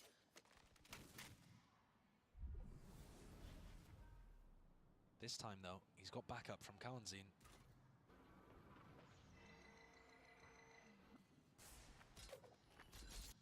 Dizzy off the cam contact. Tui's trying to find a timing to re-paranoia and take position on the A line. Doesn't catch anybody. It's the same kind of thing again here, Brent. Trying to set up this mid-lurk of A main distraction. Yeah. But I swear, Loud are always super aware of stuff like this. Deep Smoke did pull Kawazin away. He might be able to react in time though to help 2 years out of a couple of pieces of util. Now time is going to become an issue and a problem. Flash through over the top. 2 years just bumbling into the walls there. Lucky that he didn't pay for it with his life, but he backs away and now the call is being made. Rotations abound here for Loud. And now they're going to be in position to try to send util to stop this. Satchel. The pathing over to the top. Plant. Actually going down here, but any sort of util. After shock, breaks it. 12 seconds. Time really against them. Snakebite drop down Loud. This is them with a chance to really gain some ground here. Swinging wide to punish. Kawazin, He understood it as a win con and just decided to take the risk anyway. 2 years, fake the TP back, and now they want to fight this one into the back of the site. Double face, no Utah Sentinels barreling through, finding their own timings. Gifted with it, spamming through. Sadak left in a 1v2. And second making the wrap around to A-Link. Sadak sticking this one half onto it, half onto the defuse. He's bought himself a little bit of time, a window potentially, but he just needs a kill, and he's not being given it. He's not being given it. No one will give him an easy one. And face together, it's Sentinels on 13. They have pulled that one back from the brink. Loud's identification that was an A hit, and the fact that they got players ready to throw utility to stop and put pressure on the plant, that almost won them the round. You saw Cow and Zine just barreling over the top of the mosh, trying to end the round instantly by denying the plant. But not everybody on the same page, and it gave Sen an opportunity. They're up on match series point. The tiniest of differences can snowball out of control with these rounds, and you're right. Match point, map point, series point, whatever you want to call it here, it's Sentinels in that driving seat. This time, John Cutie hasn't put a setup for mid control as well, or mid information. So he's got the cam in market, but he is going to need to rely on other people watching the top of mid. So that's going to weaken potentially the A side of the map.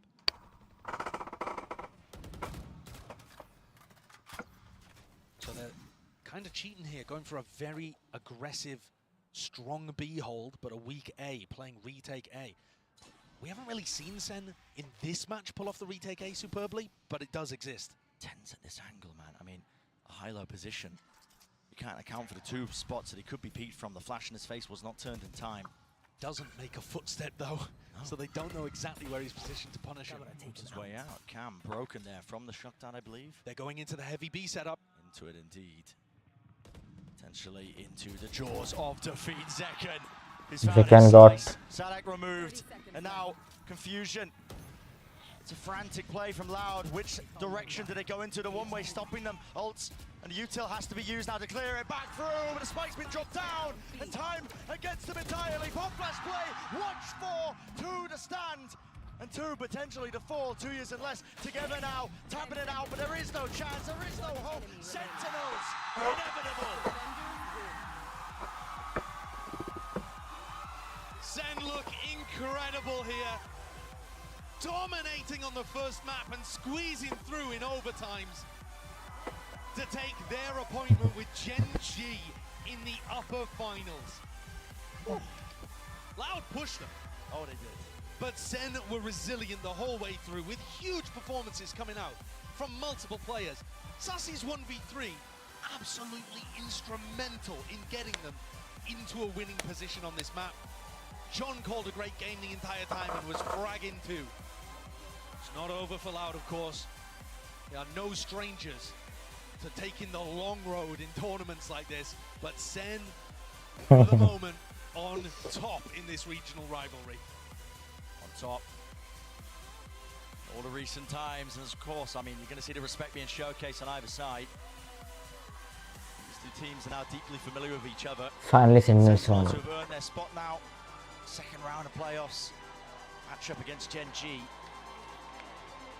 And what an awesome one to look forward to. I think especially just a head-to-head that I'm instantly thinking of is Tens v Karen. Oh yeah. Because both of them with outrageous aim. Tens the more flashy, I guess, mobile version of the Smokes player, but Karen with the movement. Yeah. That guy is he's just skilled through and through, picked up straight from the rank queues. That is going to be one hell of a head-to-head. It really is. And Sen, all of that time being able to, you know, get 2 playoffs as the #1 squad after taking a really difficult route through the Swiss system, paid off in this game. You really do need to prep for these regional matchups because the teams know each other so well.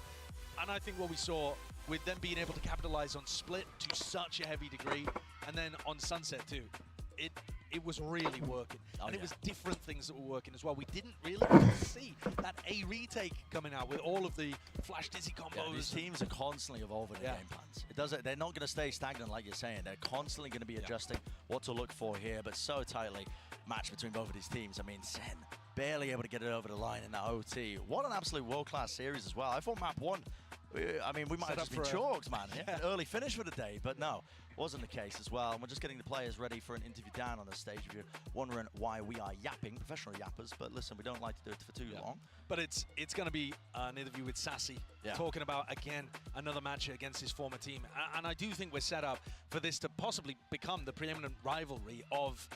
I agree. Maybe of the global Valorant circuit, but certainly the Americas circuit as well. Definitely. The chances of a matchup happening later on in the tournament are also entirely possible. They don't count Loud out at all. Yeah. But both of these teams playing their heart out today. And Sen also showcasing that even on some of their weaker maps like Icebox, they're continuing to add to their playbook, to the strat book. Yeah, they certainly are. I mean, closely matched on these maps as well. I mean, just fantastic. We're going to be going through all the flowchart points, I think, at this point. Listen, where's Sassy getting down? Has he got mic'd up? It looks like it, maybe, potentially.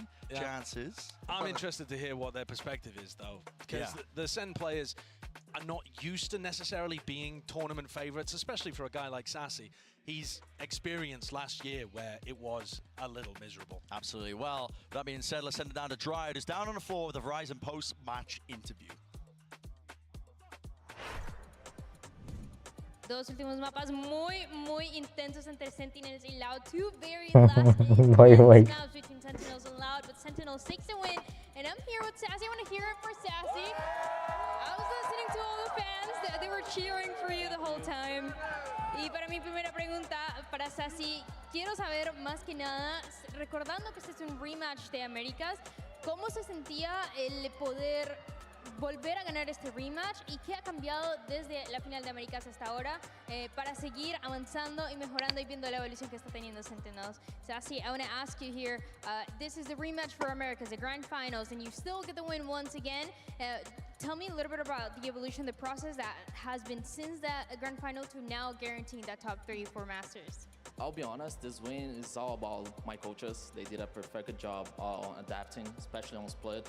And even the Loud didn't play split this tournament, they did an incredible job about like predicting them. So yeah, I feel like this match is for my coaches for sure. Dice que todo el crédito se va hacia los coaches que trabajaban bastante duro en entenderlos, en incluso las cosas que no se sabían, las cosas que no eran reveladas por el lado del poder sacar esa información y ganarlo, así que es todo el crédito para ellos. Hablando de ese split, yo quiero preguntarle más que nada, primero, ¿cómo tiene un split tan bueno? Y segundo, ¿por qué los equipos lo siguen dejando abierto? I know you mentioned split, and I have to ask, how is your split so good? And also, why are teams still leaving it open? I mean, yeah, we knew that Loud has their ban on Lotus, so we were already expecting split. This veto was like pretty obvious, to be honest. Yeah. So I don't know. For me, it's John. John is like the big deal on split. He always has like good reads, and every player is like comfortable playing each role. So yeah, our split is like a comfortable map for us. Dice que la decisión de mapas o la decisión de que iban a jugar a Split ya se sabía porque se conocían muy bien el permaban de lo que era el Lotus de Loud, pero que aún así también el crédito se va para el lado de Jun Cutie, que conoce muy bien el mapa, que trabaja con él alrededor de eso y con eso consiguen la victoria del mapa una y otra vez. Ahora, para mi última pregunta, escuchábamos un poco más temprano a Munchkin que decía que se quería enfrentar en contra de lo que es la escuadra de Sentinels. Ahora se va a hacer realidad, se hace posible en esa semifinal del Upper Bracket. ¿Y cómo se sienten en contra de Genji? Munchkin early said he really wanted to face you guys, and you know, it's not the grand finals yet, but that match will guarantee the grand final spot. So how are you feeling for the match against Genji?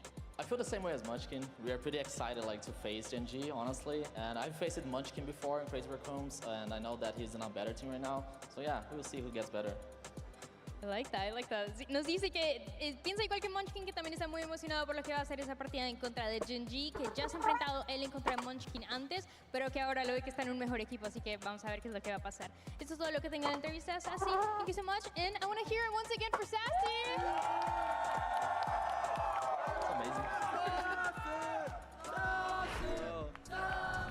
Oh, massive congratulations to Sentinels. We go from one legend to another. Sassy over here to Zelsus. Thank you very much for joining us. We'll let you have a couple of moments. Yeah. Everyone buy the Sentinels bundle. Thank you. Okay, I'm done. Did you buy the Sentinels bundle? Like I said, I'm going to buy the event winners. Of this event? Yeah, which he's already saying is them. Yeah, It's already us. Yeah. It's already us. Listen, people said they'd buy if we made playoffs. People said they'd buy if we made Madrid. We've I haven't done it all. extended yet. Yeah. It's always been the event winner, so. All right, whoever wins champs, you know, I'll buy the You can't roll that again now. Whoever wins champs. But yeah, congratulations, Zalsis. I could see from your emotion when you guys eventually won that map. It was kind of, it felt like elation and also just a lot of energy. 2 overtimes. How was that? Was that tough out there? It was kind of stressful, yeah. Obviously, I think we threw Icebox, so going 3rd map, I mean, it's called Sunset for a reason, but it was kind of stressful. Like, when we won, it was like a relief. It was like, oh my gosh. So, I'm just happy we won, yeah. Well, I found it really interesting earlier. Kaplan was saying there was a couple of timeouts that come through to kind of like, I guess, reset the vibes, get the energy back on track. Today was really the first time we've seen like a few, I guess, player reacts where there's a little bit of frustration as to the plan not being executed. I think it was round 3 on Icebox when Zekken was calling for everybody to kind of chill on the mollies a little bit. That was really interesting because I think it's the first time that we've probably seen that sort of reaction. How was it through Icebox if you feel like it was kind of a throw?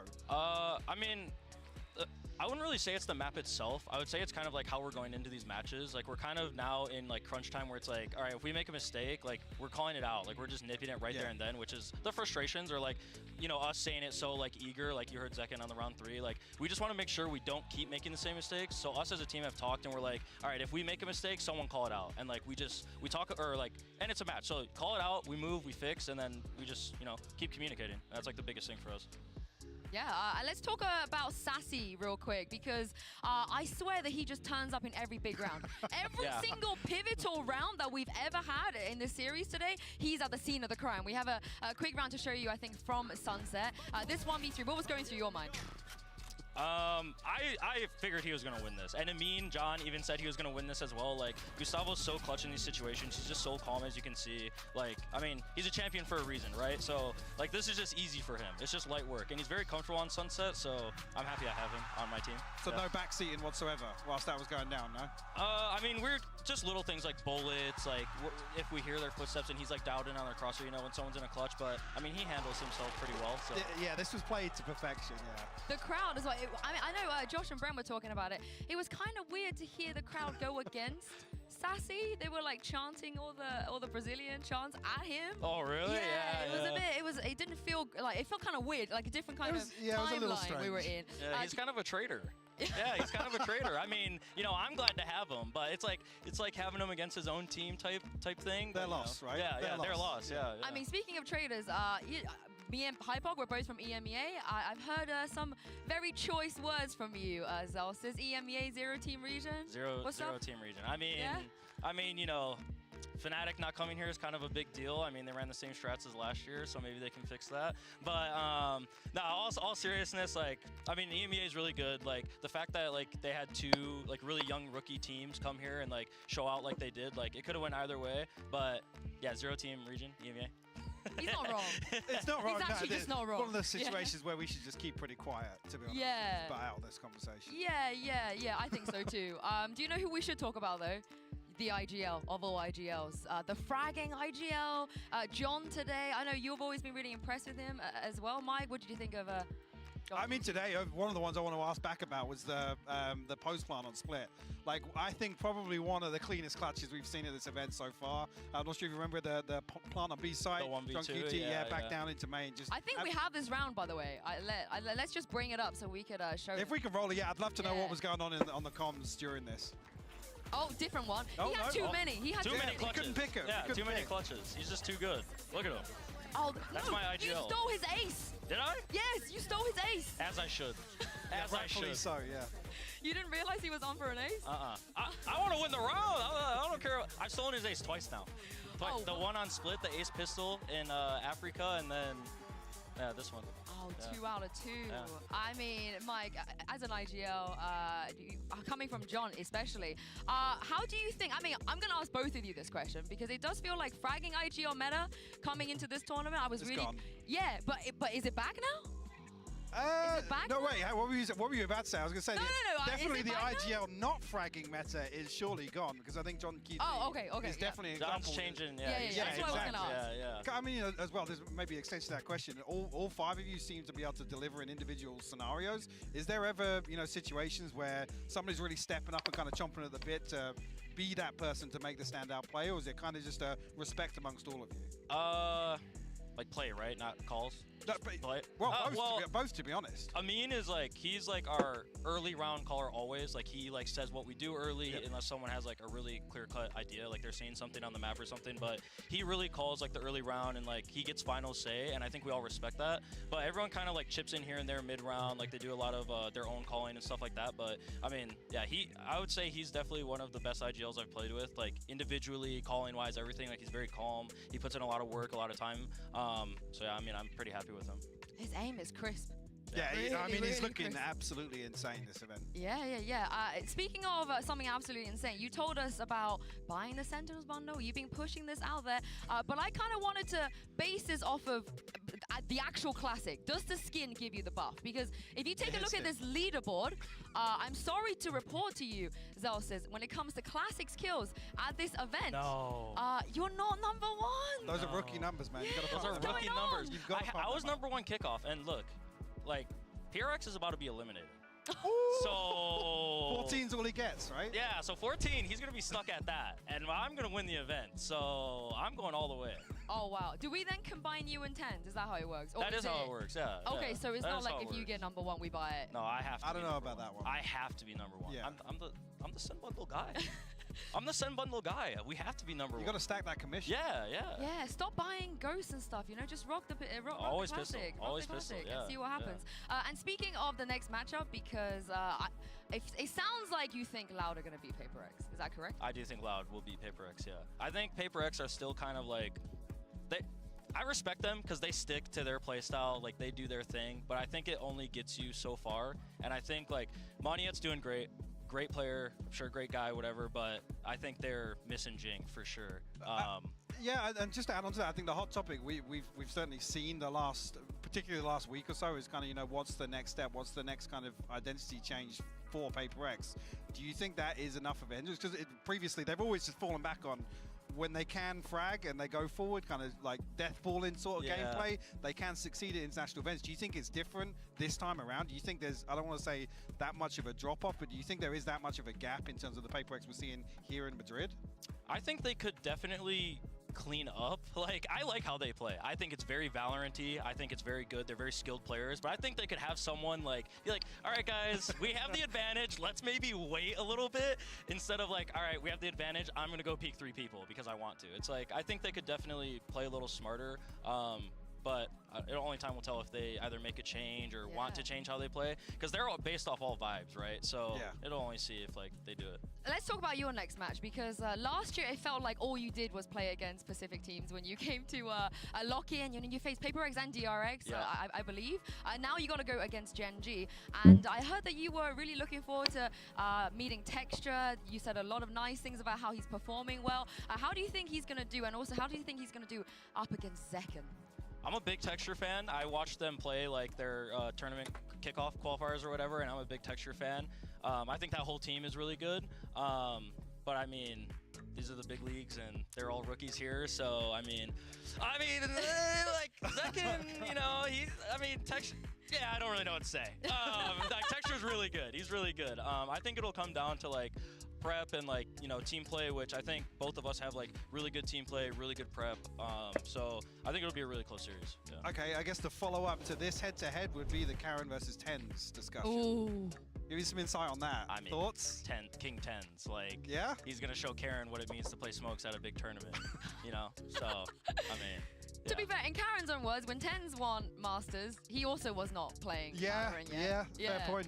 So it's been he's missed a few of the big titles. I feel like, hey, maybe Gen.G, they might surprise you. But would you also agree? It feels like outside of you guys, Gen.G do seem like the other option as the strongest team. I definitely have like us and Gen.G as like, I think this is the final, like for sure. I think like, I mean, Loud, like whoever won today, I think I was gonna call the final, but obviously we pulled through, we won it. So I think it's like us and Gen.G for sure. I think they just look really drilled, really like well like prepped together. Like they're really hungry. Like they're like, you know, Karen rookie Texture I think is like really in his element on this team. You know, so yeah, I just think they're really hungry and like this is gonna be a really good series.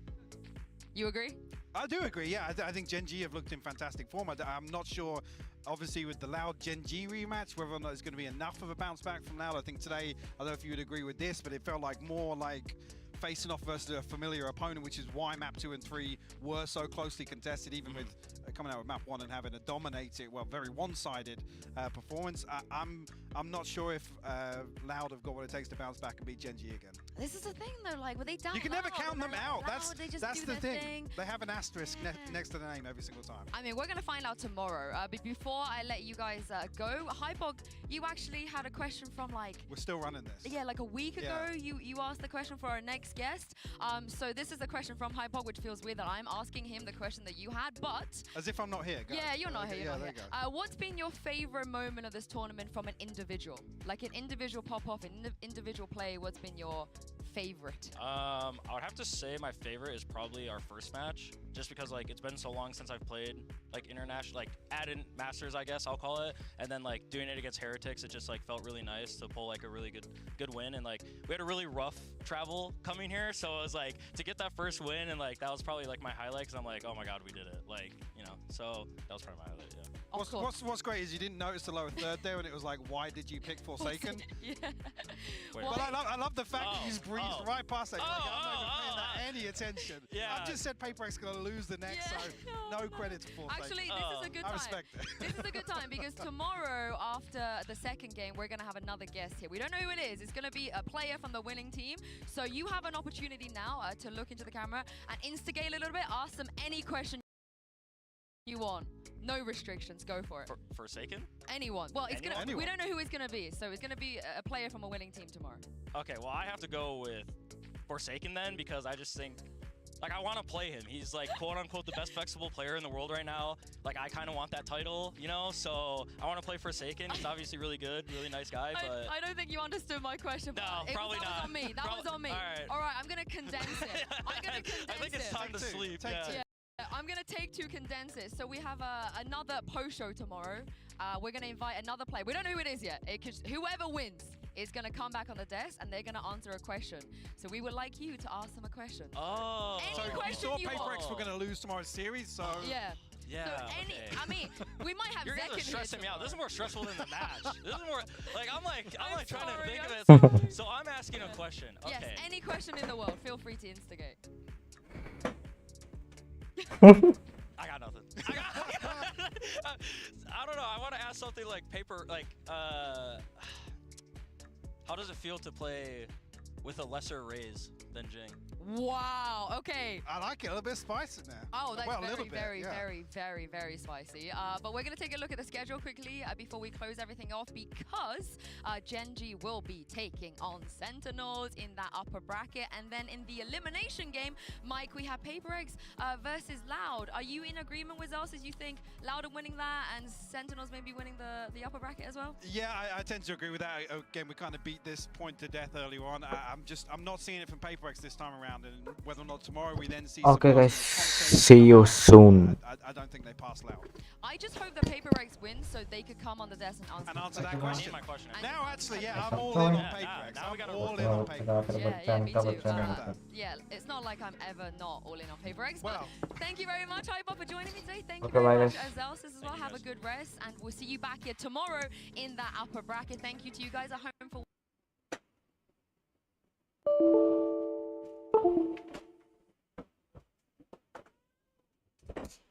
Anda, belum, lihat.